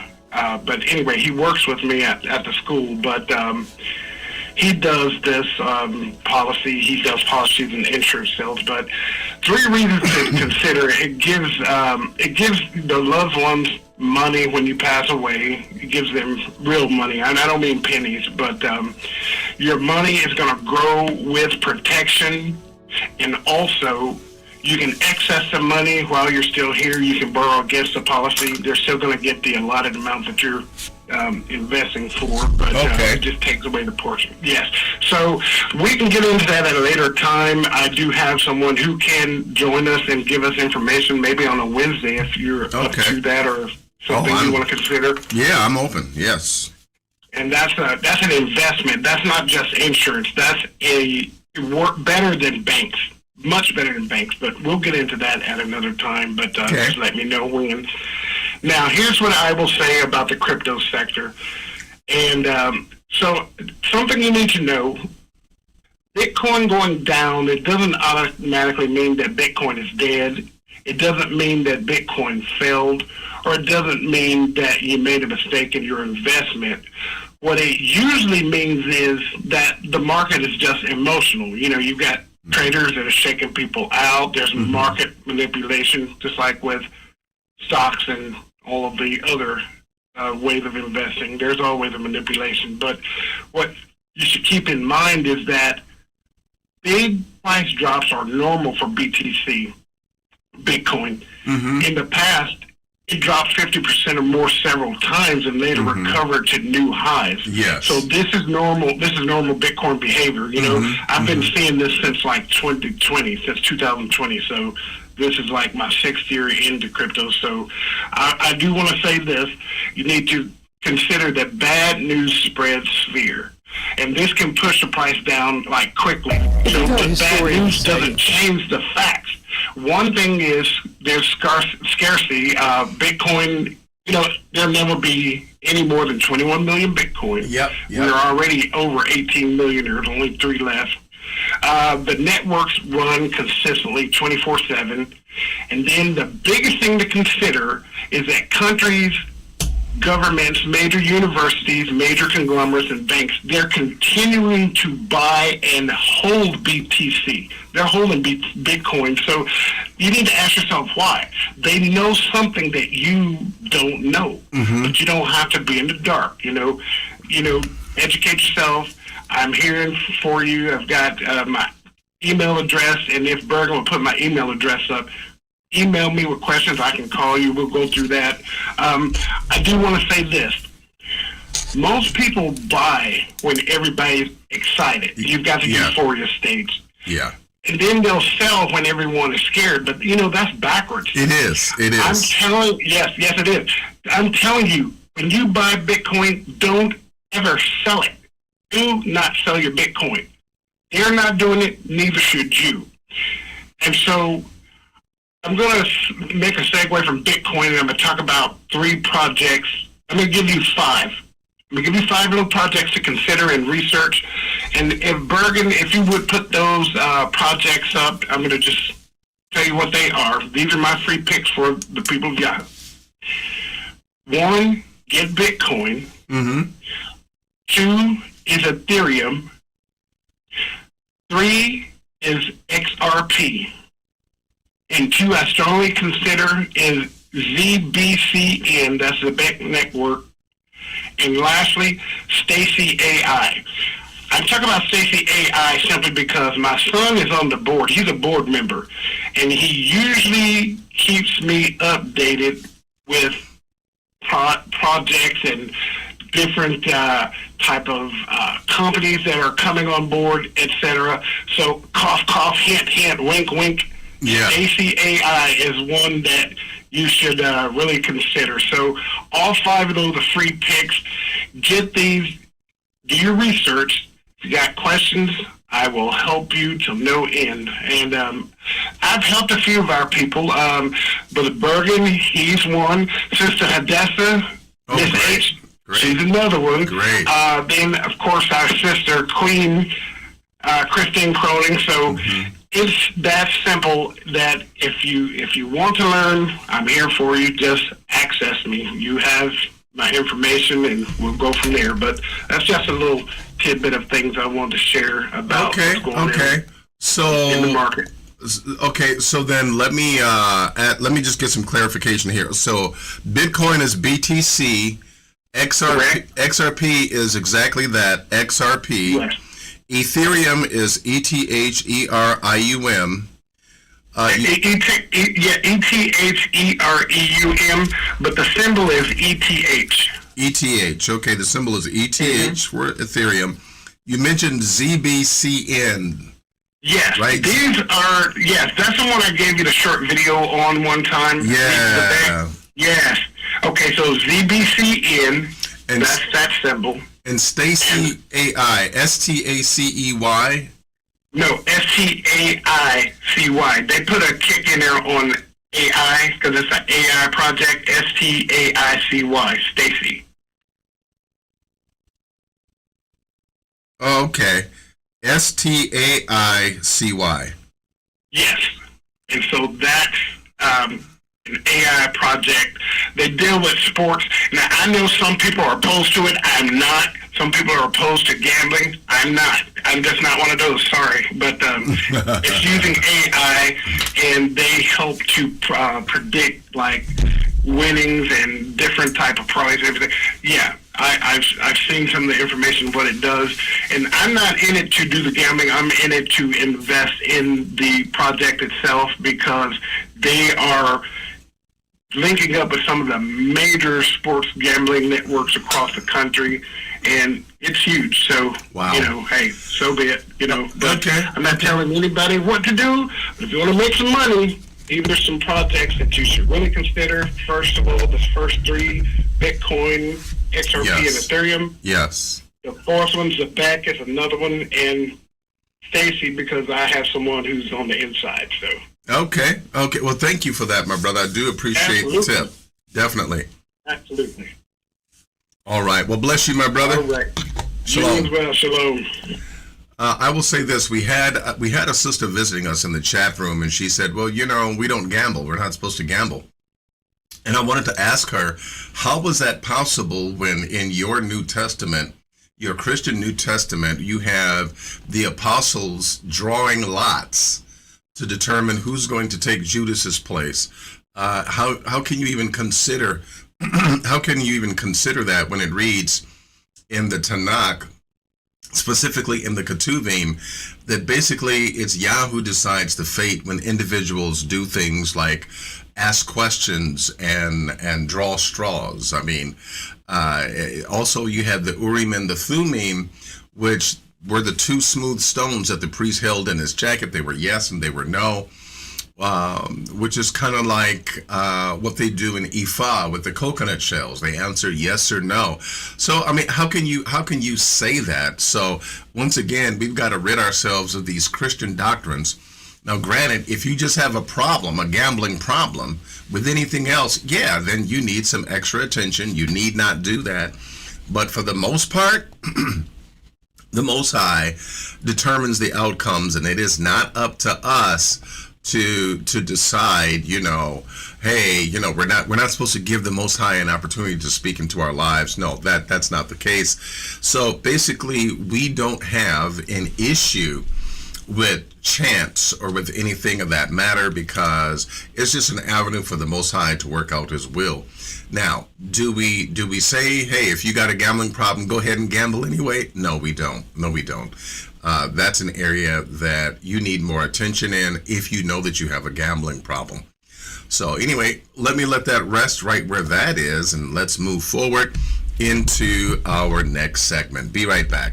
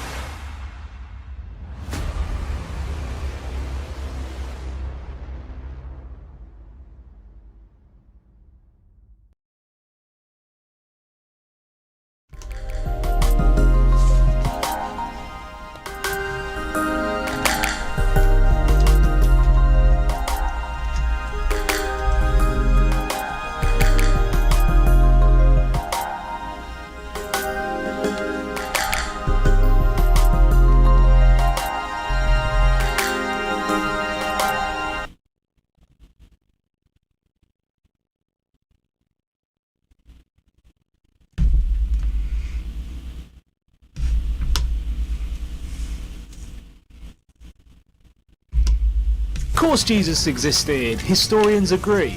This video is certainly for you, because that claim isn't as settled as you've been led to believe. In this video, I want to take you inside Carrier's most provocative comparison.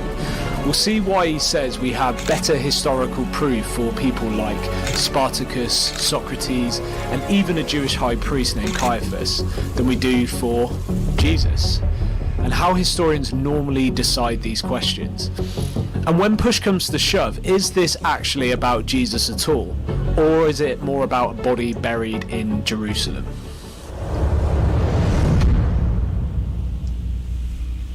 Okay, take a look at this clip. Jesus exists.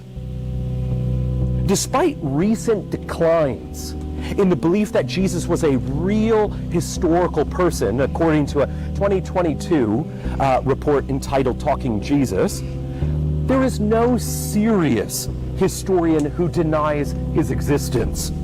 Agnostic New Testament scholar Bart Ehrman, for example, writes, Jesus certainly existed, as virtually every competent scholar of antiquity, Christian and non-Christian, agrees. In fact, Ehrman here is giving voice to the scholarly consensus that Jesus existed, and you can see this on your screen as well. When historians, many of them not Christians, examine the sources, there is a striking convergence. As renowned agnostic New Testament scholar E.P. Sanders highlights, there is no substantial doubt about the general course of Jesus' life, when and where he lived, approximately when and where he died, and the sort of thing he did during his public activity. We know that Jesus really was born in 4 BC, as the Christmas story claims, near the... How can you be born 4 years before you're born? 4 BC. BC, of course, meaning before Christ. How could Christ be born 4 years before he's born? Interesting.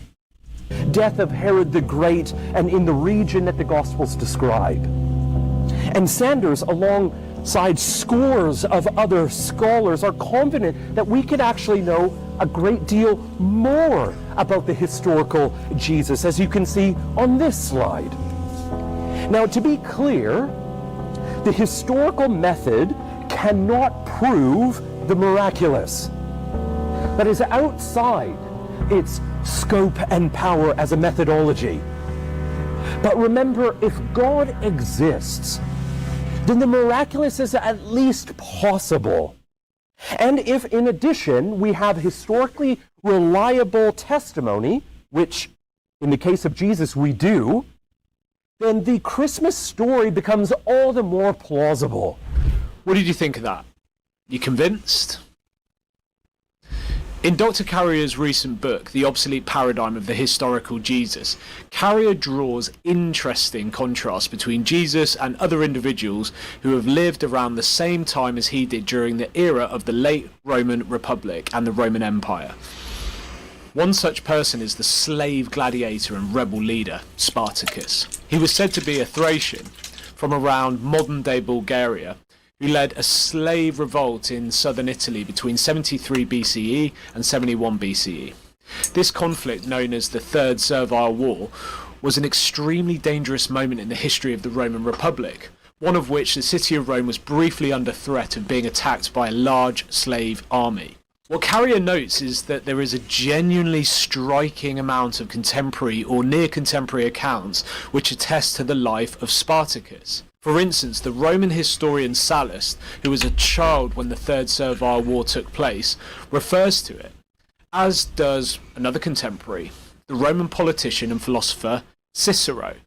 Sallust also later served in the Senate, and would have known senators there who were grown men already when Spartacus led his revolt in southern Italy. And there are many other histories and writings that mention Spartacus and his rebellion, from the Roman polymath Varro, another contemporary witness to these events, to later writers like the Greco-Roman biographer Plutarch. who wrote extensively on Spartacus in his life of Marcus Why was his nose off? Anyone else notice that? Crassus, the Roman politician who suppressed the revolt. There is no denying that Spartacus existed. All of this, Carrier notes, is in sharp contrast to the lack of contemporary references to Jesus Christ. Carrier extends this argument out by comparing the evidence of Jesus' life with the source material from many other ancient Greek figures from the Greek and Roman world. Here I want to take a look at this argument in detail and to see what it reveals about whether there really was a historical Jesus. So what is Carrier's argument? He notes that basically when it comes to other ancient characters from the era of the Greco-Roman history around the Mediterranean, there is generally much more evidence than there is for Jesus to substantiate their existence. For instance, a historicist argument that claims that Jesus unquestionably existed would state that the documentary evidence for the existence of Jesus Christ is very similar to the kind of evidence we have for the existence of Roman emperors. Enemies of Rome like Spartacus or the Carthaginian general Hannibal, philosophers and religious figures, or indeed people who existed in Judea and within the Jewish communities beyond Judea around the same time as Jesus. However, Carrier questions whether this is really the case. To quote, he states in The Obsolete Paradigm that when we actually check why we believe that other person existed, we always find evidence that had warranted our belief, and of a kind that simply has no counterpart in the case of Jesus. Carrier also asserts that certain types of text should be given credence over others. For instance, for Carrier, the Gospels cannot be considered as a legitimate historical source to prove the existence of Jesus, as something like the writings of Sallust or Cicero to prove the existence of Spartacus. It's really important to note that these two were alive when Spartacus's revolt took place, and it would have been the talk of Rome as the slave revolt spread across southern Italy. If Sallust and Cicero were making it up, it sure was an elaborate hoax.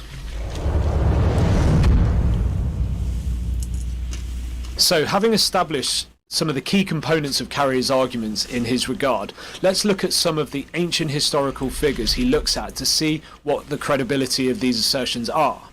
One category of historical figures from the ancient world that can be compared with Jesus are philosophers and religious figures.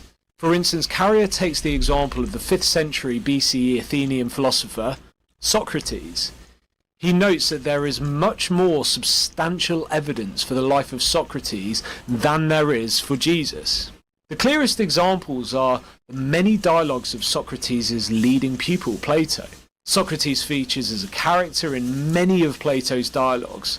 Some of these are historical documents. For instance, 4 of these dialogues, the Apology, Crito, Euthyphro and the Phaedo, are based on real historical events concerning Socrates' arrest and trial by the government of Athens. While some of the dialogue in them is clearly an invention, Plato was basing these texts on things that we can reasonably be sure that happened, whereas some of the other Platonic dialogues that Socrates features as a character in are clearly complete inventions, where Socrates is simply being used as a literary character by Plato.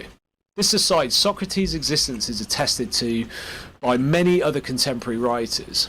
For instance, another of his pupils, Xenophon, also wrote about him, while Aristophanes, an Athenian comic playwright, wrote a satirical account of Socrates, and Carrier might have a strong argument here, though he possibly goes astray in suggesting that other works like Diogenes' biographical compendium of the lives of ancient Greek philosophers is a substantial source for proving the existence of Socrates and other ancient Greek philosophers. Diogenes' work is widely understood to be unreliable in terms of its accuracy. He invented outlandish stories about dozens of individual philosophers and clearly had an eye on more of a dramatic story than a form of historical accuracy. Yet the evidence of Plato, Xenophon and Aristophanes taken together is more substantial than anything we have about Jesus. These individuals knew Socrates, lived in Athens during the time, and wrote first-hand accounts of him. And nothing comparable really exists for Jesus, other than perhaps the epistles of St. Peter, although the authenticity of these is open to doubt too, the letters of St. Paul, at least a handful of them that were genuinely authored by Paul. And some would say they are not reliable accounts to prove his existence in the same way that the dialogues of Plato's or the works of Xenophon and Aristophanes prove the existence of Socrates. Bottom line of it is, they don't have the evidence what they have to substantiate JC. They don't have it.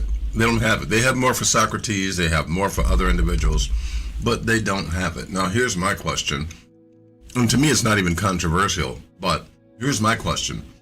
If, as it is documented in the so-called Gospels, if someone raised the dead, okay, you mean to tell me that that wouldn't make the news? You mean to tell me that that wouldn't be widespread enough to the point to where there would be documents written about it? When you look at the life of JC, for me, it's not controversial. Now, I'm willing to suggest that there may have been an individual who was of Hebrew origin that was a aspiring prophet, okay, that was a revolutionary who tried to free Judea or Israel from Roman occupation and failed. Okay, people took his story, they added to it. People that yet believed in him added to it, said that he was going to rise again on the third day. And then basically that's that. When you look at the so-called revelation of the Apostle Paul, it just does, the Apostle Paul said, well, according to my gospel, he rose from the dead. And according to my gospel, he died for the sins of the world. So all of that is Paul. Paul is interjecting that. And I believe that Paul is nothing more than a literary agent designed to introduce Christianity. I don't even know if a real Paul existed. I think Paul was written by a committee.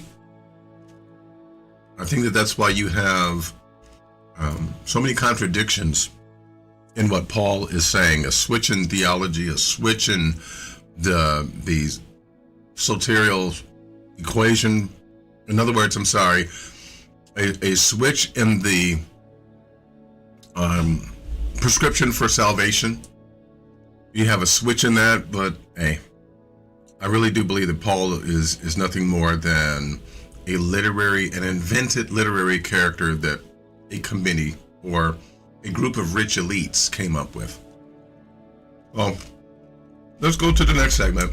I'm done.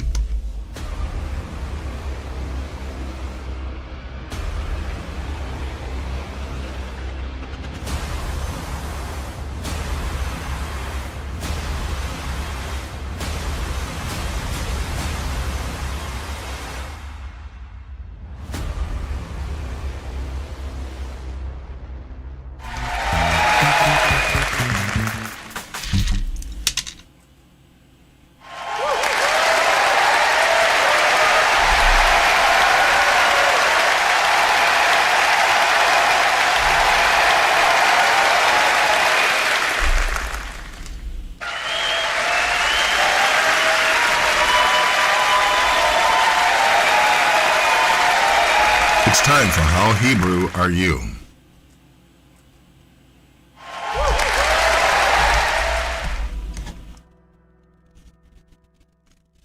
How Hebrew are you? Do I know about gods and gods in the Tanakh? Do I know?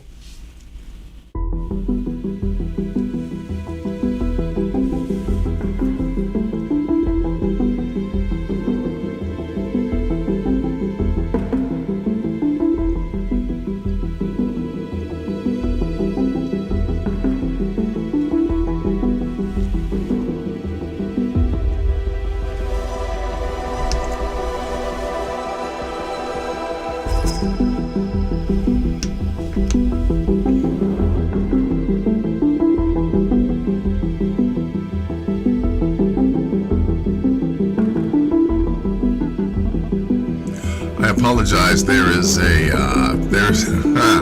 this is from last week. Okay, I guess I neglected to change the title.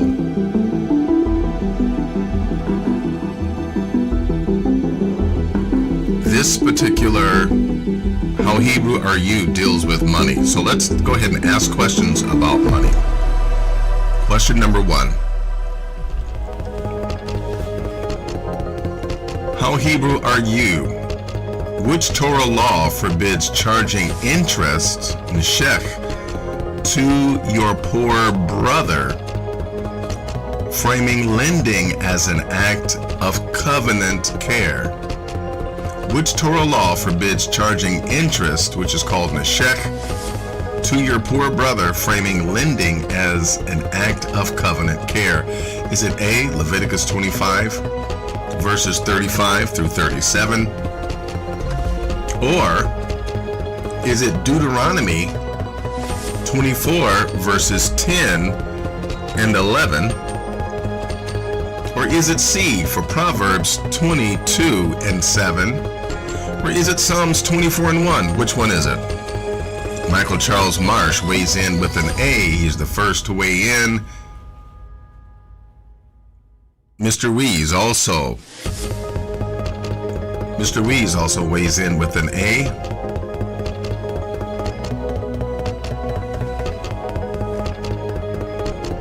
Miss H weighs in with an A.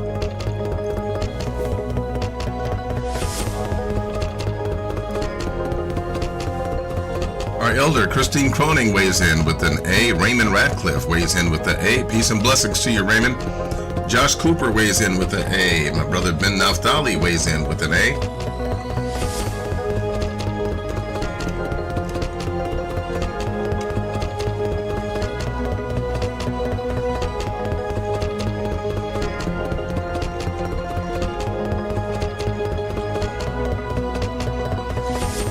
Is there anyone else going once, going twice?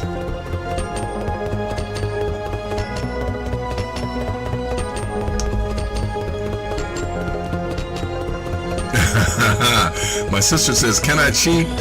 My sister weighs in with an A, and the correct answer is A, Leviticus 25, verses 35 through 37. And if thy brother be waxen poor and fallen in decay with thee, then thou shalt relieve him. Yea, though he be a stranger or a sojourner, that he may live with thee, take thou no usury from him, or increase, but fear thy Elohim, that thy brother may live with thee. Thou shalt not give him thy money upon usury, nor lend him thy victuals for increase.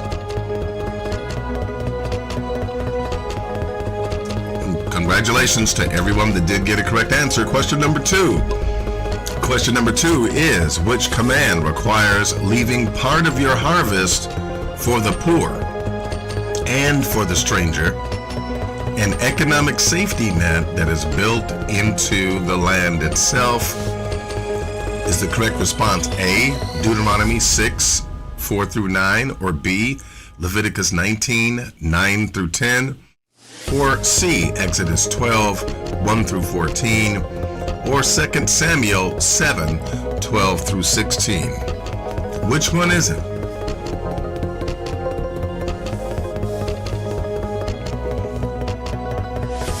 Michael Charles Marsh is the first to weigh in with a B.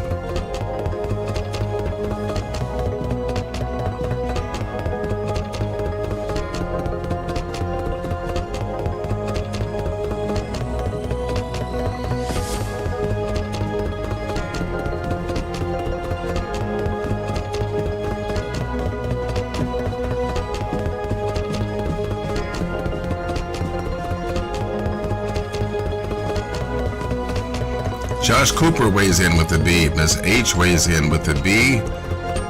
Jacqueline E. Buggs weighs in with a B. Our elder Christine Croning weighs in with a B. Ben Naftali weighs in with a B. Mr. Weeze weighs in with the B.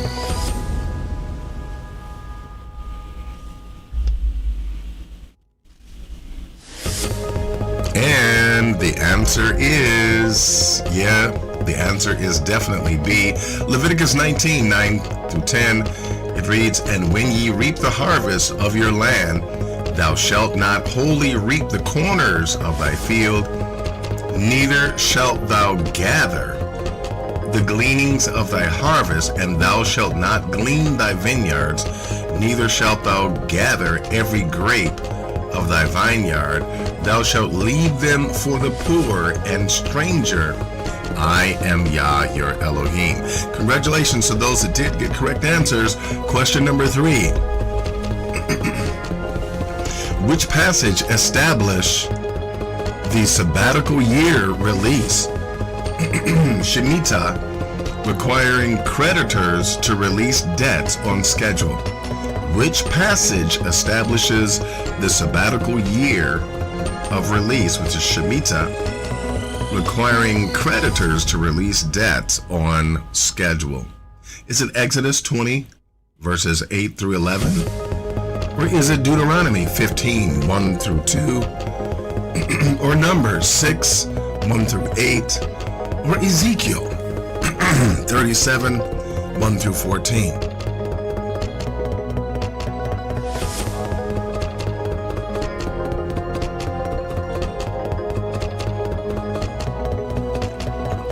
Josh Cooper is the first to weigh in with the C. Ben Naphtali weighs in with the C as well.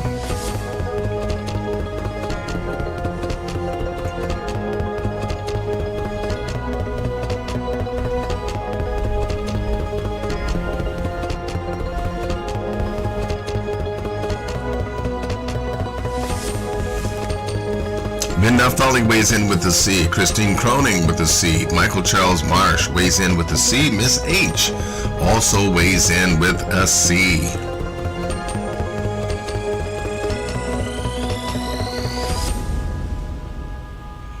Mr. Rees also weighs in with a C.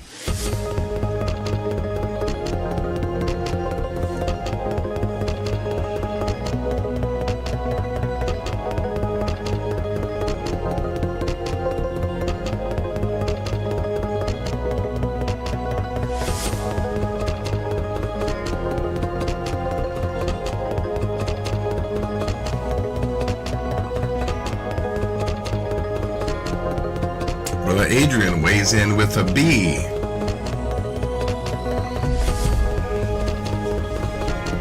This is going to be interesting.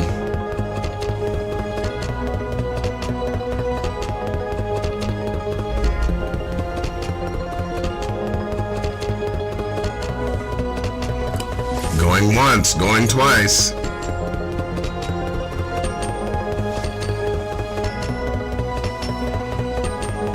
Does anyone want to update their answers? And the answer is B. Which passage establishes the sabbatical year of release, called Shemitah, requiring creditors to release debts on schedule? The correct answer is B, which reads from Deuteronomy 15, 1 through 2, at the end of every 7 years, thou shalt make a release, and this is the manner of the release. Every creditor that lendeth aught unto his neighbor shall release it. He shall not exact it of his neighbor or of his brother, because it is called Yah's release. Congratulations to those that did get a correct answer. Last question, question number 4. Which proverb warns that co-signing for another person's debt can endanger your own livelihood? Which proverb warns that co-signing for another person's debt can endanger your own livelihood? Is it Proverbs 6, 1 through 5, or is it B for Ecclesiastes 3, 1 through 8, or is it C for Job 1 and 21, or is it D for Psalms 119 and 105?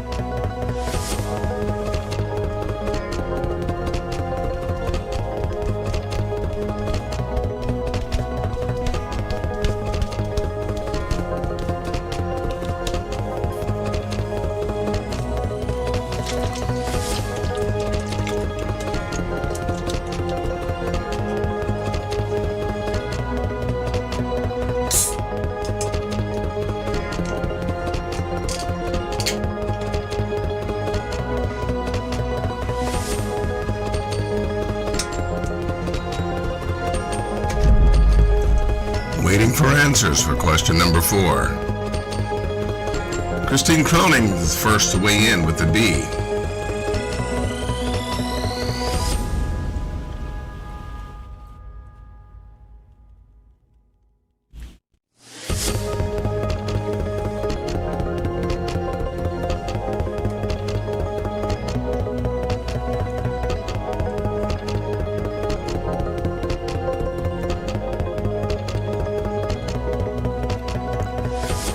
Miss H weighs in with a possible A.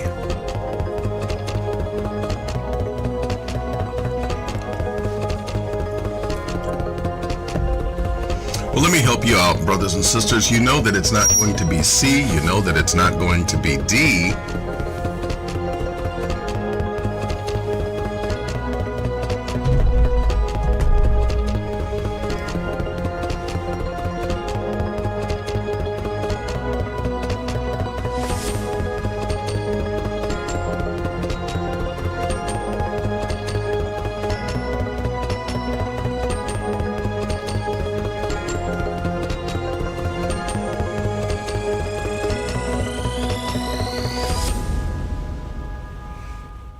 And also, even the question itself kind of gives you a hint. That's all the hints I'm going to give you. Waiting for answers for question number 4.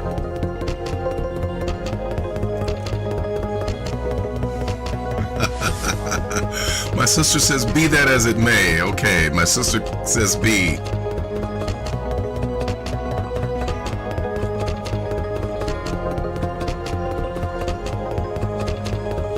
Yes, Brother Ben, it is somewhat of a giveaway. Yes, it is.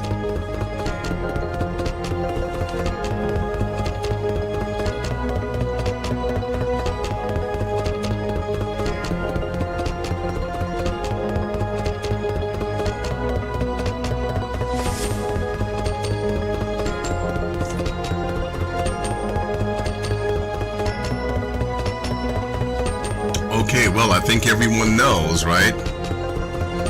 Oh, my sister says, no, I did not say B. Okay.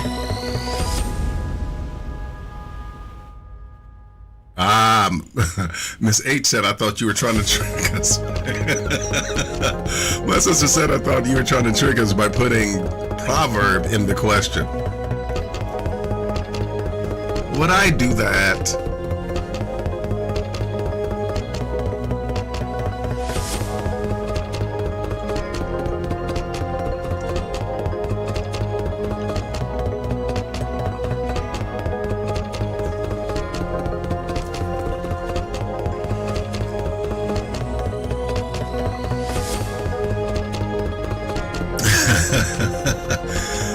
My sister Miss H says, yes, you would do that. You would.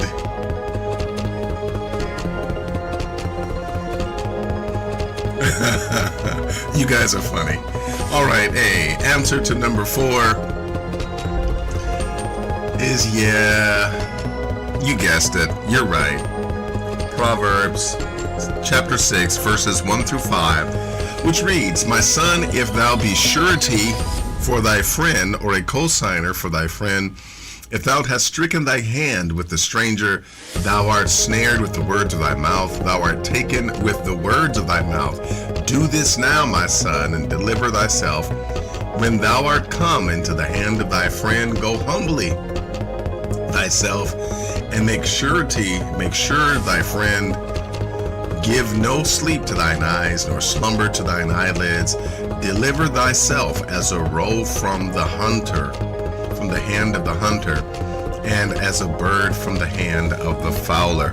So, with that being the case, yes, congratulations to everyone that did receive correct answers. This has been How Hebrew Are You?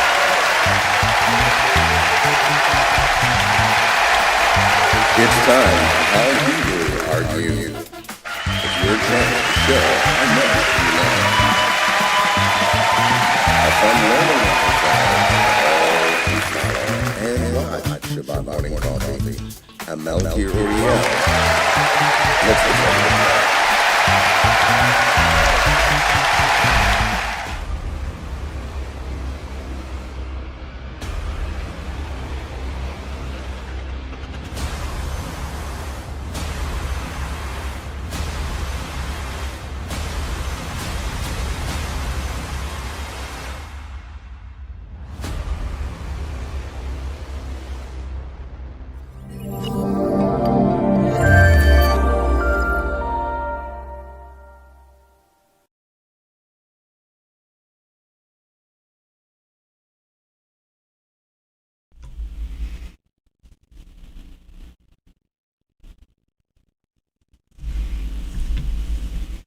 It's time for the Scholar's Spotlight.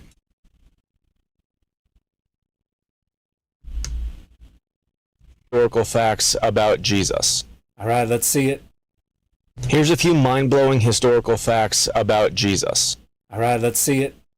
Nobody denies that Alexander the Great existed, and yet the only documents that we have about him from the ancient world are 5, and the earliest of those was written over 300 years after he died. So this is entirely false and just wildly uninformed. There are 5 biographies about Alexander the Great, the earliest of which was written almost 300 years after his death. But those biographies are overwhelmingly based on writings from people who knew Alexander the Great while he was alive and traveled with him, including an official historian. So we have folks like Callisthenes and Ptolemy and Nearchus and Aristobulus and Onesiticus who knew Alexander the Great and wrote about his life and his exploits from first-hand experience, as well as collecting the different accounts from other contemporaries. And some of those works still survive in fragments or in quotations that are found in the 5 later main biographies. But we also have other texts. We have tablets written in Akkadian that are about Alexander the Great and his decrees and his activities. We have Greek monumental inscriptions with decrees from and about Alexander the Great. And we have coins that were minted during his lifetime that show his face and have his name on them.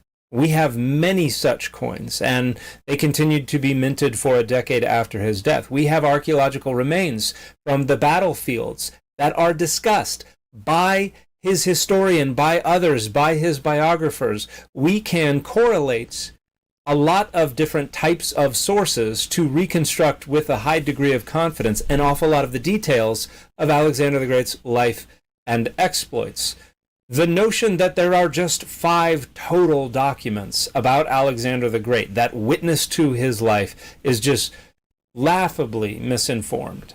Yet we take that to be enough evidence that Alexander the Great was in fact a real person. With Jesus, on the other hand, there are over 35 extra biblical documentations talking about him. A large amount of those were actually talking about Jesus in a negative light. You have writings from ancient historians like Tacitus and Josephus. Things that mention this guy who was followed by his disciples who claim that he rose from the dead. Documentation talking about him being crucified by the Romans. And keeping in mind, this is all outside of the Bible. If you wanted to include the 27 letters that compose the New Testament, then that is going to be around 62 different documents that are from the ancient world, giving credibility and evidence to the fact that Jesus was in fact a real historical figure. And these give evidence that Jesus was definitely actually crucified and that his disciples, his followers, actually believed that he rose from the dead. The notion that the evidence that exists for the life and the exploits of Jesus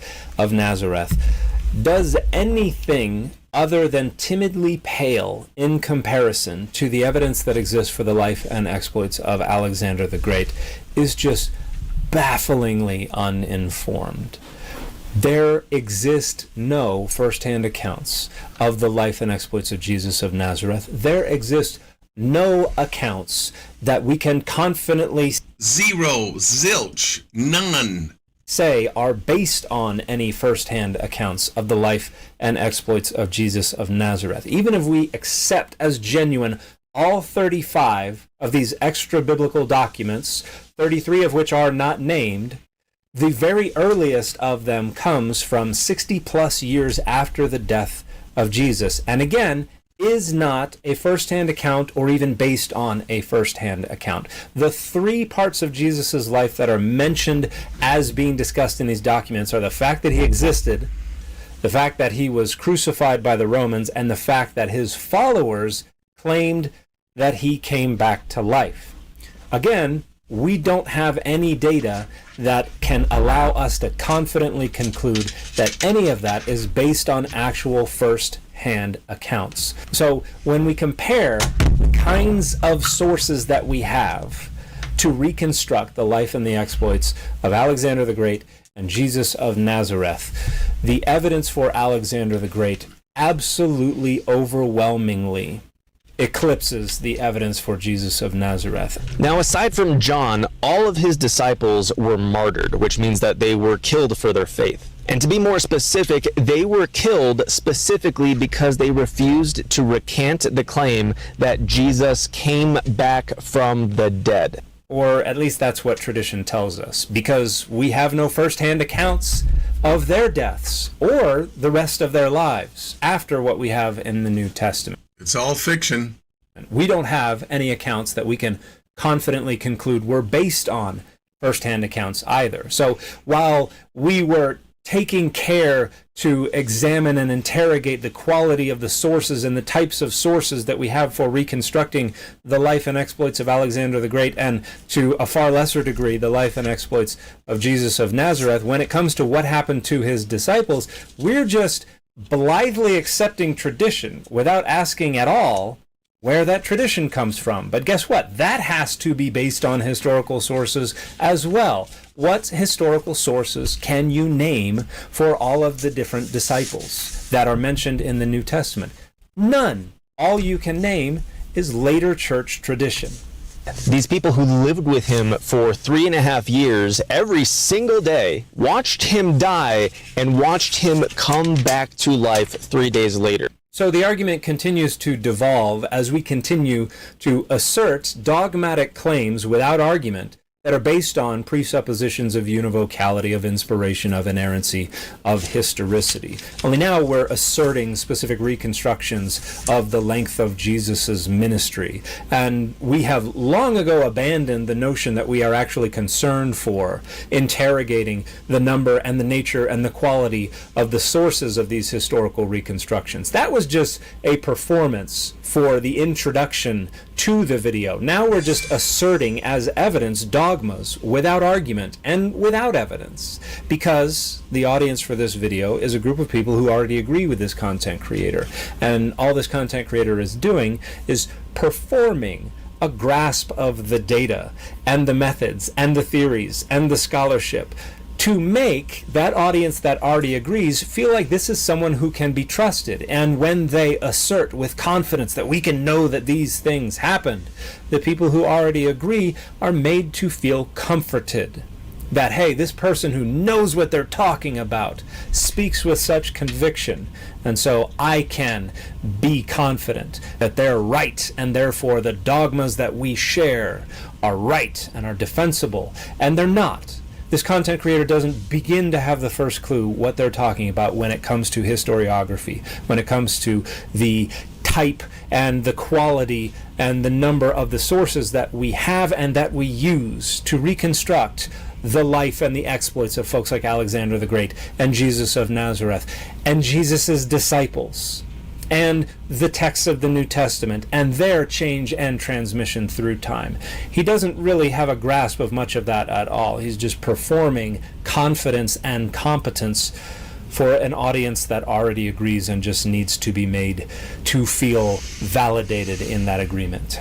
They were so sure about this that they literally were tortured and put to death in the most gruesome possible ways, including being crucified upside down, having their skin filleted off of their body. John, who was not martyred, he was boiled in oil and somehow did not die prior to him being sent off into exile onto the island of Patmos, where he wrote Revelation. The author of the Gospel of John was very unlikely to be the beloved disciple and someone named John, and they are definitely not the author of the book of Revelation, as even the majority of Christians agreed up until Justin Martyr in the middle of the 2nd century CE decided to make that connection. But all kinds of analyses, including the witness of early Christians, make clear that the author of the book of Revelation was not the author of the Gospel of John. So again, we're asserting dogmas that are not only not supported by any data, but are pretty flatly precluded by the data. And where does the notion that John got boiled in oil and suffered no harm come from?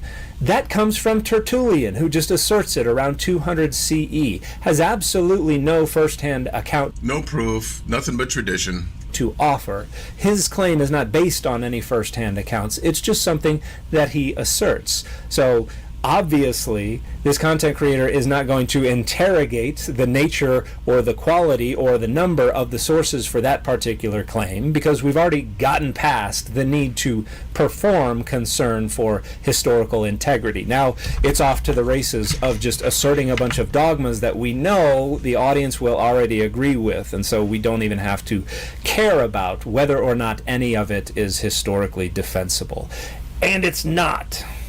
Throughout all of the torture, the beatings, and even literally having your life taken from you in gruesome, painful ways, none of them ever recanted the claim that Jesus did in fact rise from the dead. That is historical fact, and that is mind-blowing. No, those are historical claims. They are not remotely historical fact, and you provided absolutely zero evidence for those historical claims, and the overwhelming majority of them are not supported by any historical data.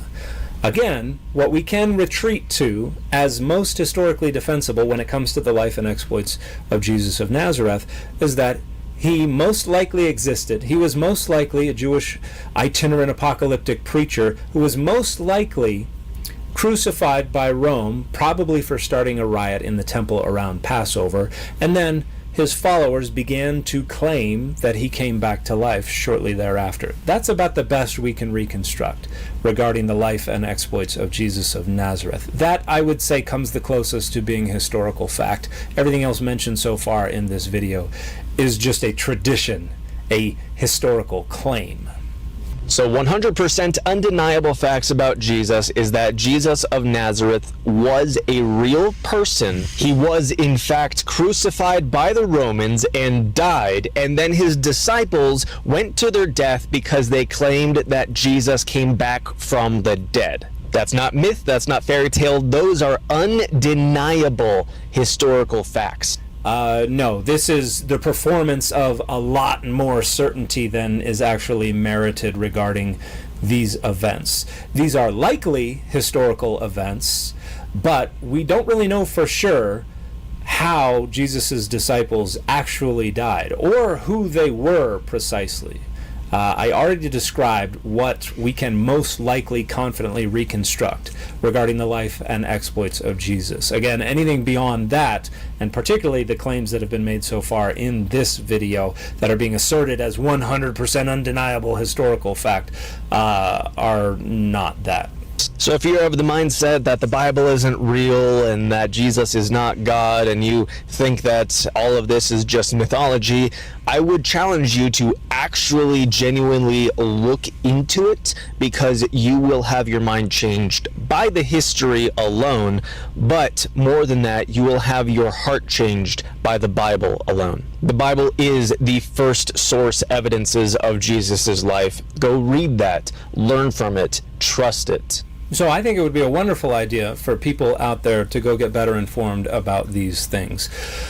But not because of the performance in this video, because this content creator is not remotely adequately informed about the related history, about the sources that we use, about the methods and the theories, how we interrogate the quality of these sources, how we reconstruct the lives and exploits of historical figures. They very quickly abandoned the pretense of concern for the number and the nature and the quality of documentation regarding the lives of ancient figures, and very quickly just started rattling off dogmatic claims without any concern for where those claims come from.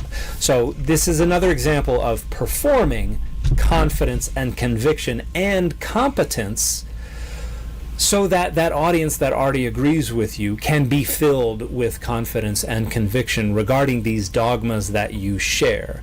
And the greater you can perform competence, the more effective the performance of confidence and conviction will be in allowing them to siphon off some of that confidence and conviction and feel like these things are so obvious. And anyone who's educated about these things will obviously agree. That's simply not the case. And this content creator doesn't really know much about how actual scholars talk about these things. They're just regurgitating a rather pedestrian brand of online apologetics that managed to dupe them, and now they're turning around and trying to use it to dupe others. Do better. Repent and trust in Jesus Christ alone, that he was the sufficient sacrifice. Nah, I'm good. But the fit for this video has been Lobo. Here's a few There mind you blowing. have it.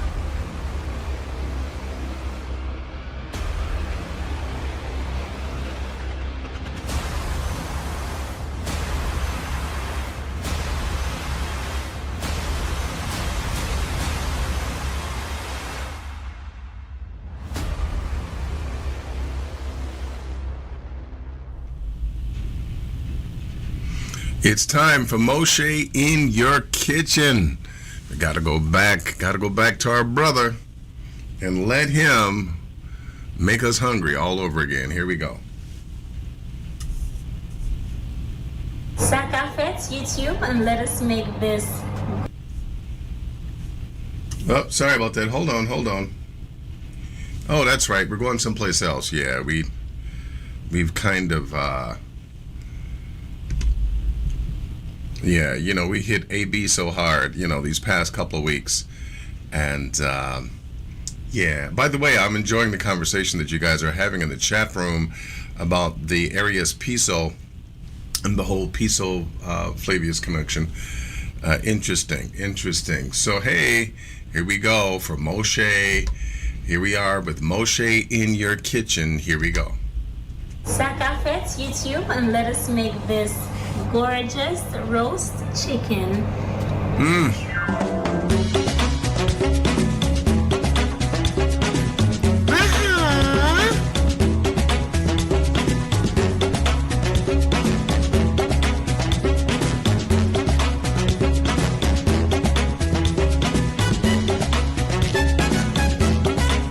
So guys, this is the chicken that I will be using today. I'm going to be using this medium whole chicken that I got from Lidl's yesterday, and we are going to spatchcock this chicken, right? We are going to cut out the backbone and all the good stuff. So I'm going to remove it from the packaging first of all. Be very careful not to get all those chicken. Let me know how that goes for you, Michael Charles Marsh. He says, I'm going to try AB's cube steak from last week. Man, I'm telling you, it did look good. Let me know how it turns out. Juices all over your counters. As you can see, I'm using my red chopping board for raw meat and just discarding all of the packaging into my bin. Okay, so I'm gonna start by just cutting off some of the excess fat that's overhanging. I don't like that at all. If that's not something that you want to do, you don't have to do it, but I just feel like some of that excess fat just has to go. Okay.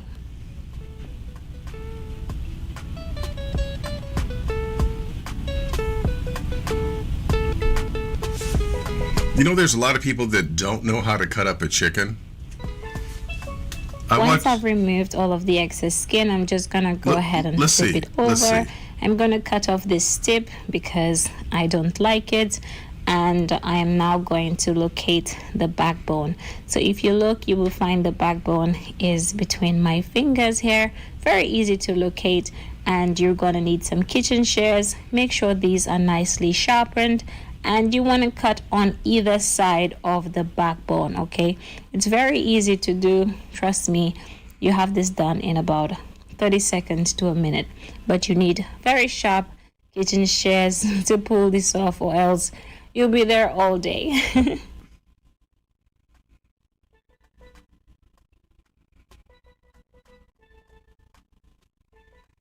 So as you can see, backbone is off. It was actually not that hard, and you just want to spin your chicken around, use a knife, and just cut. I have never taken just the backbone out of the chicken.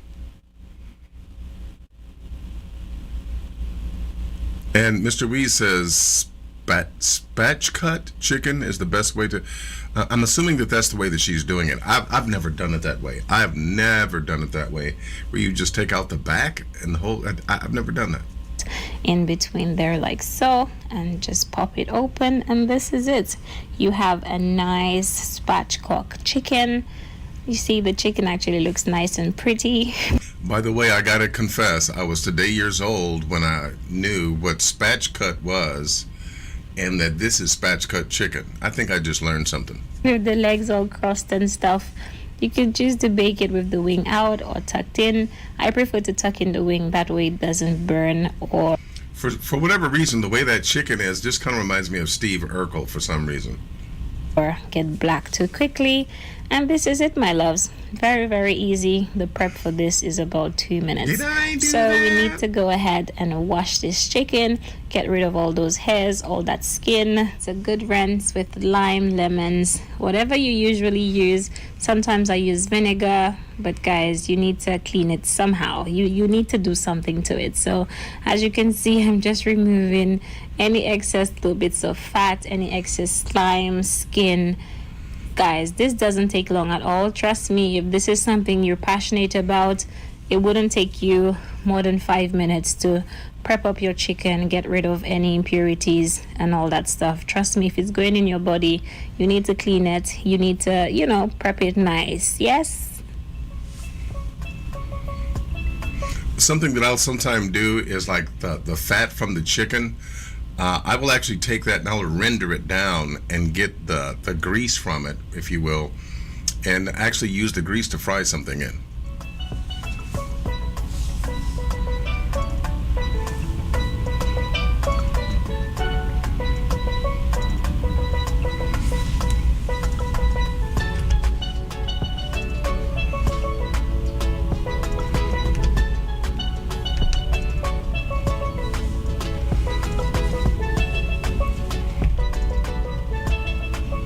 For the backbone, I tend to like to remove the blood and any, just listen, clean the thing, right? This don't belong in the chicken. Clean the tin, take it man. out, Clean the it tin. out.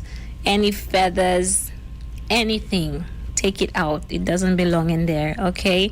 So I am just cleaning out that little backbone, which happens to be my piece. And I also like to take the skin off. That is the only part of the chicken that I will take the skin out of, because I find that keeping the chicken skin on the whole chicken will keep it nice and moist and all that good stuff. The time for washing, that was just the prep part, okay? This is now the second part. We're gonna wash it with some limes and we're gonna clean it and rinse it out. And listen, if you think I took out impurities a while ago, it's now you're gonna see things. You're gonna see skin, you're gonna see all sorts of things coming out from that chicken. So honey, if you don't think it's important to clean your chicken, that is on you. But trust me, if you're gonna eat from my kitchen at any day, trust me, that chicken gonna have a little lime flavor and everything going on, because I'm gonna wash it well. Sometimes I even put it to soak and everything, but today I'm rushing for time, so I'm using a little bit more limes than usual. So have a look at this. Have a look at that. Can you see this from the wing? No, man. Wash the thing. Clean the thing. Clean the tin, man.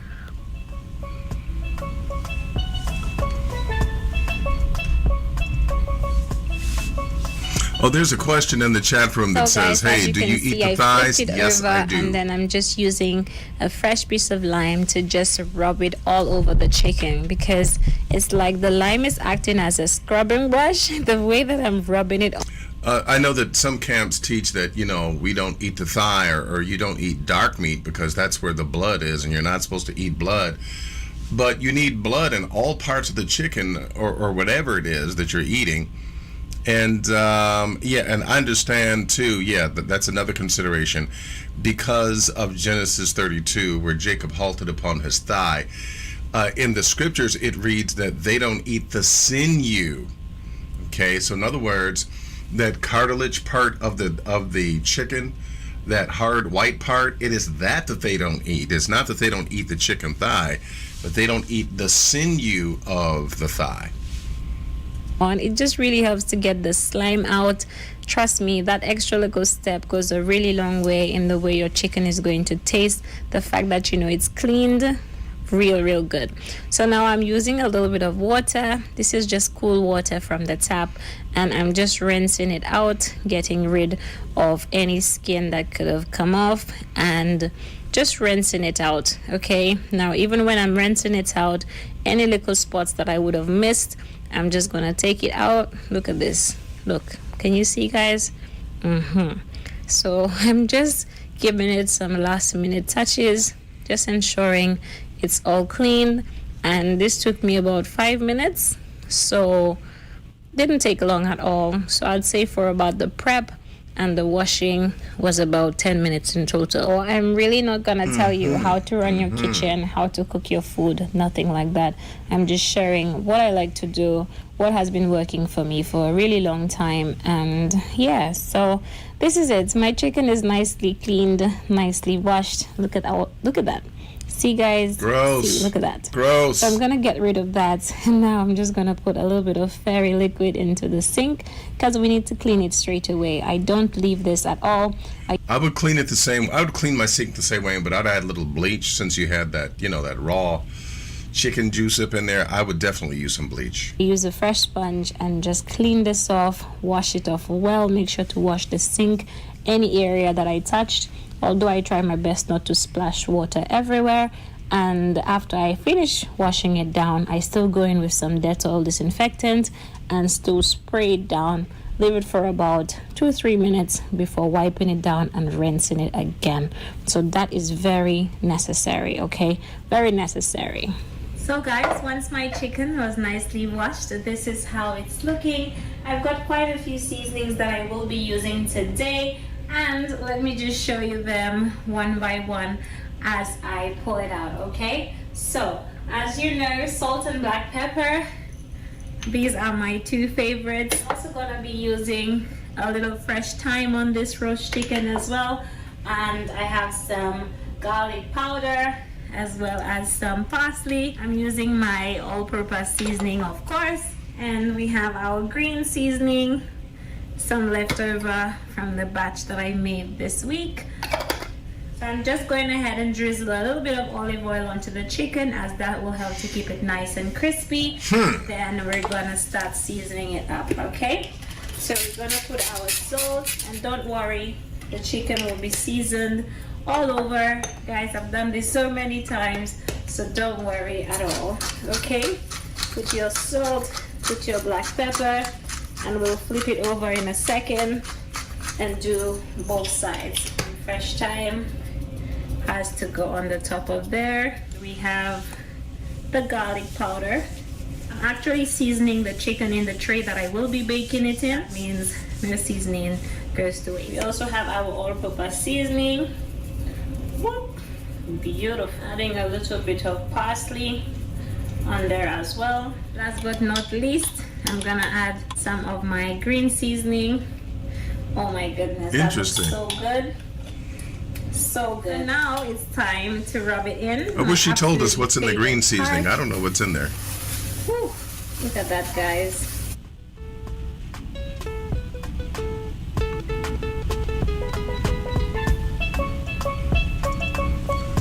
It seems like she should have rubbed that in first and then sprinkled the seasoning on. Turn it over as well.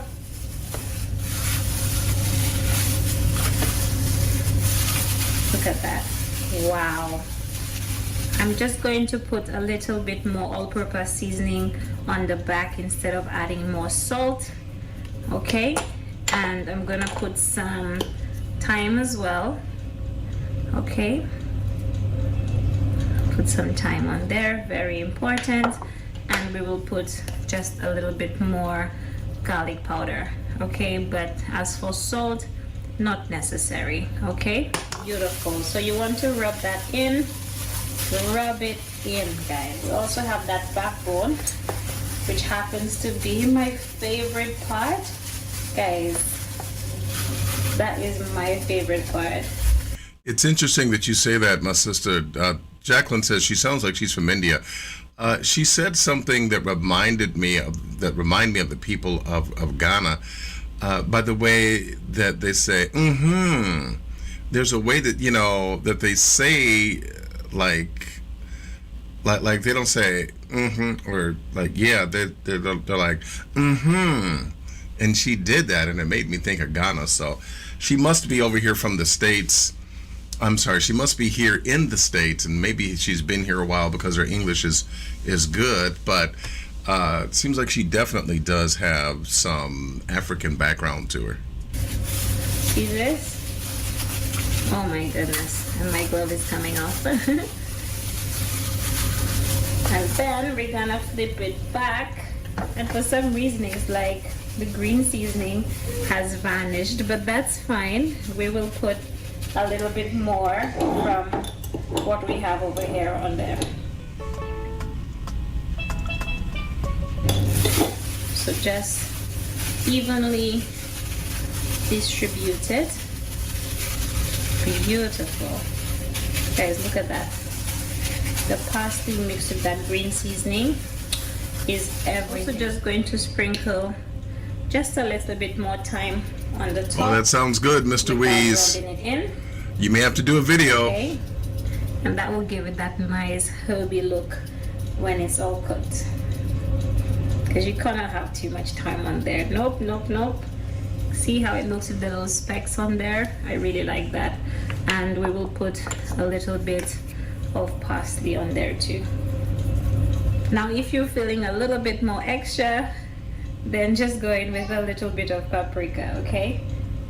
I like smoked paprika better. Oh my goodness, that adds flavor. So there you have it, guys. This is how my chicken is looking, nicely seasoned. Oh my goodness, it looks absolutely wonderful, guys. And you know it's seasoned on both sides. So today I'm actually pressed for time, so I'm actually just going to push this into the oven. I preheated my oven for 10 minutes, so I know it's nice and hot. And we are gonna roast this up. Now this chicken is about 1.5 pounds, and it will take about an hour and 15-20 minutes to cook. So let's go ahead and push it into our oven. Are you gonna cover it? Are you gonna leave it? And what are you making with the chicken? So into the oven we go. I'm placing this on the middle rack, and guys, we're gonna roast it for an hour and 15 minutes, but I will come back in about half an hour to show you how it's looking so we can taste it. Okay, so she's not gonna cover it. Look at that, my loves. Wow. See, just get all those juices. Now if you don't have a turkey baster, I would definitely bite that. I would definitely bite into that. Okay, and this is how it's been looking. It's going beautifully. We have my neck bone in the back. We have that gorgeous backbone in the back. So I need to give it about 30 to 45 minutes. I'm gonna come back in about half an hour and taste it again. Absolutely gorgeous. This is going to be beautiful. Man, I would bite that, definitely. Look at that. Wow. See all those herbs and everything? Keep it nice and juicy. Beautiful. So I'm just going to go ahead and push it back into the oven, and I'll come back again in 30 minutes and show you how it's looking. Oh, ho, ho.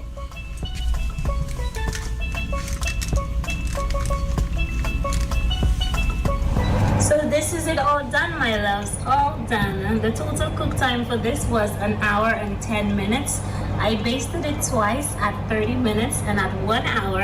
And then for the last 10 minutes, I just let it get some nice color. As you can see, the skin is looking so nice and charred. Oh my goodness, so gorgeous. So if you try this recipe at all, don't forget to tag me on Instagram at Terrian's Kitchen. It is a pleasure having you here, and I'll see you again. What are we having with the chicken? Thank you for watching. Bye-bye. I know that she made the, she made the chicken. I'm wondering what we having with the chicken. I mean, it did look good. Definitely looks good. Yeah. Appreciate that. Hey, my brothers and sisters, here we are. We are at that point once again where we release you to enjoy the rest of your Shabbat. And I don't know if anyone has any questions. What I'll do is I'm going to take just a quick little break, and I'm just going to see if anyone has any questions before we leave. Otherwise, hey, I've got some food waiting for me that I made yesterday and prepping for Shabbat that I can't wait to get to. What did I make? I'm glad that you asked. And man, I really should have recorded myself doing it, but I made some collard greens with smoked turkey therein, cornbread to go with the greens, definitely, and I made some baked chicken as well, and I also made some other vegetables on the side. Can't wait to go grub. But hey, I'll be right back. We'll see if anyone has any questions, and then we will skedaddle.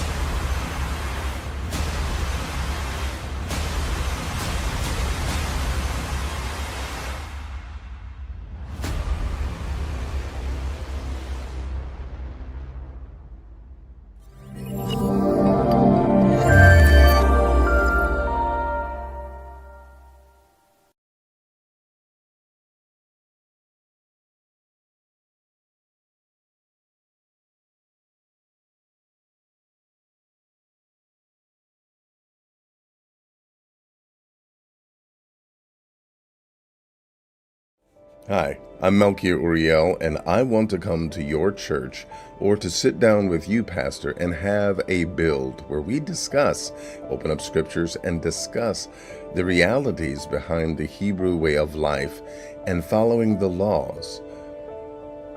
Please call the number below, and if unanswered, please leave a message. Thank you. Shalom.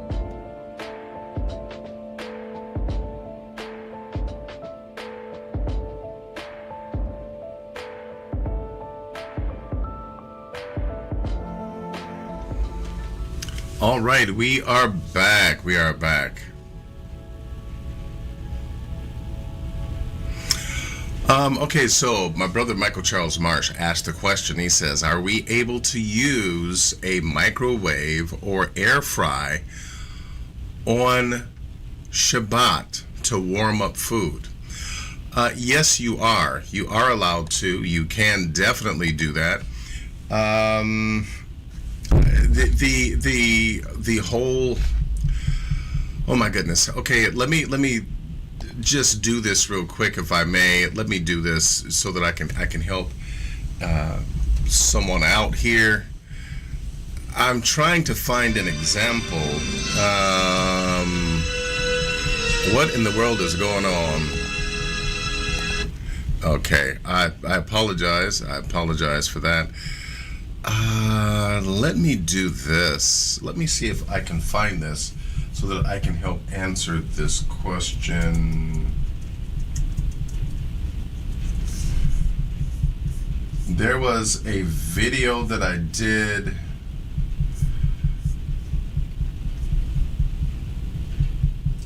Oh, let's see.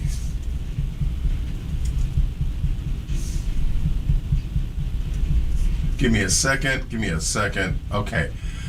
So this video here, I want you to understand when the scriptures say that you cannot kindle a fire.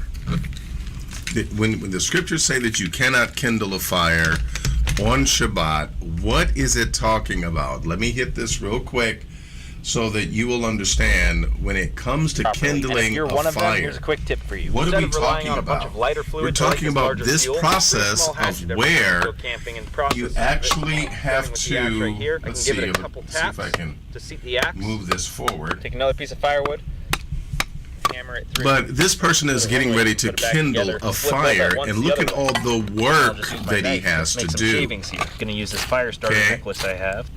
So now he's actually going to use this method where he is going to strike some, flint or whatever, use a lighter. As that starts to burn as well. This is akin to Too many people don't know how to build a fire properly. You're one of them. And it's not the way that you think. It's, the old method. Let's see here. Let me see if I can find.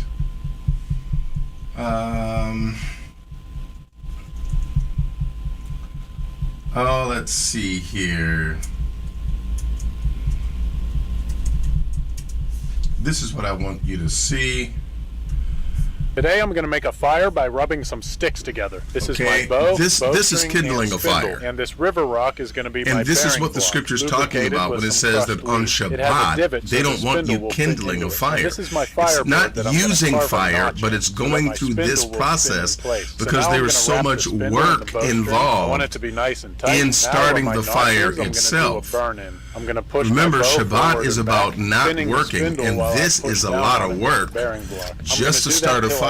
So this is what it's talking about. It doesn't mean that you can't use fire. We're blessed to be in this modern day and age where we don't have to go through that kindling process.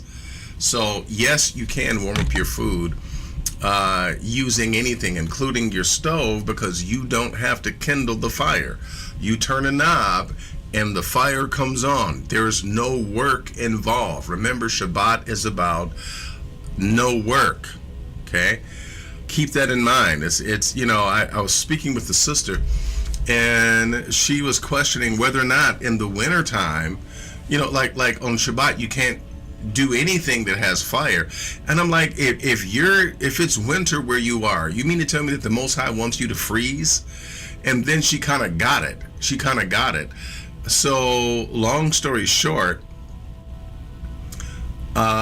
It's just one of those situations where you are not supposed to work, period, on Shabbat, and kindling a flame, creating a flame by rubbing sticks together and by doing it the old-fashioned way.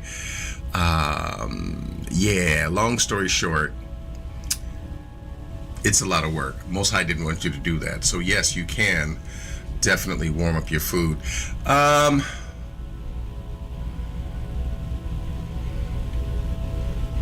All right. Well, it looks like that's the end of questions. Well, hey, peace and blessings, my brothers and sisters. I love you all. May the Most High smile upon you. May He keep you. May He watch over you by day and by night. May He prove His covenant unto you, and may you be the glory of His covenant that He shows the world. May He protect you from danger seen and unseen. Blessed are you when you come in, and blessed are you when you go out. Blessed will be your week. Prosperous will be your week. And remember, the Most High has a million avenues that He can use to bring blessings and insight into your life. Look for the hand of the Most High every day. Walk with Him, love Him, cherish Him, and Yah willing, we will see you here next time for our midweek. Peace and blessings to you. Shabbat Shalom. I love you all, love you all, love you all. Shabbat Shalom. And we will, Yah willing, we'll see you next time.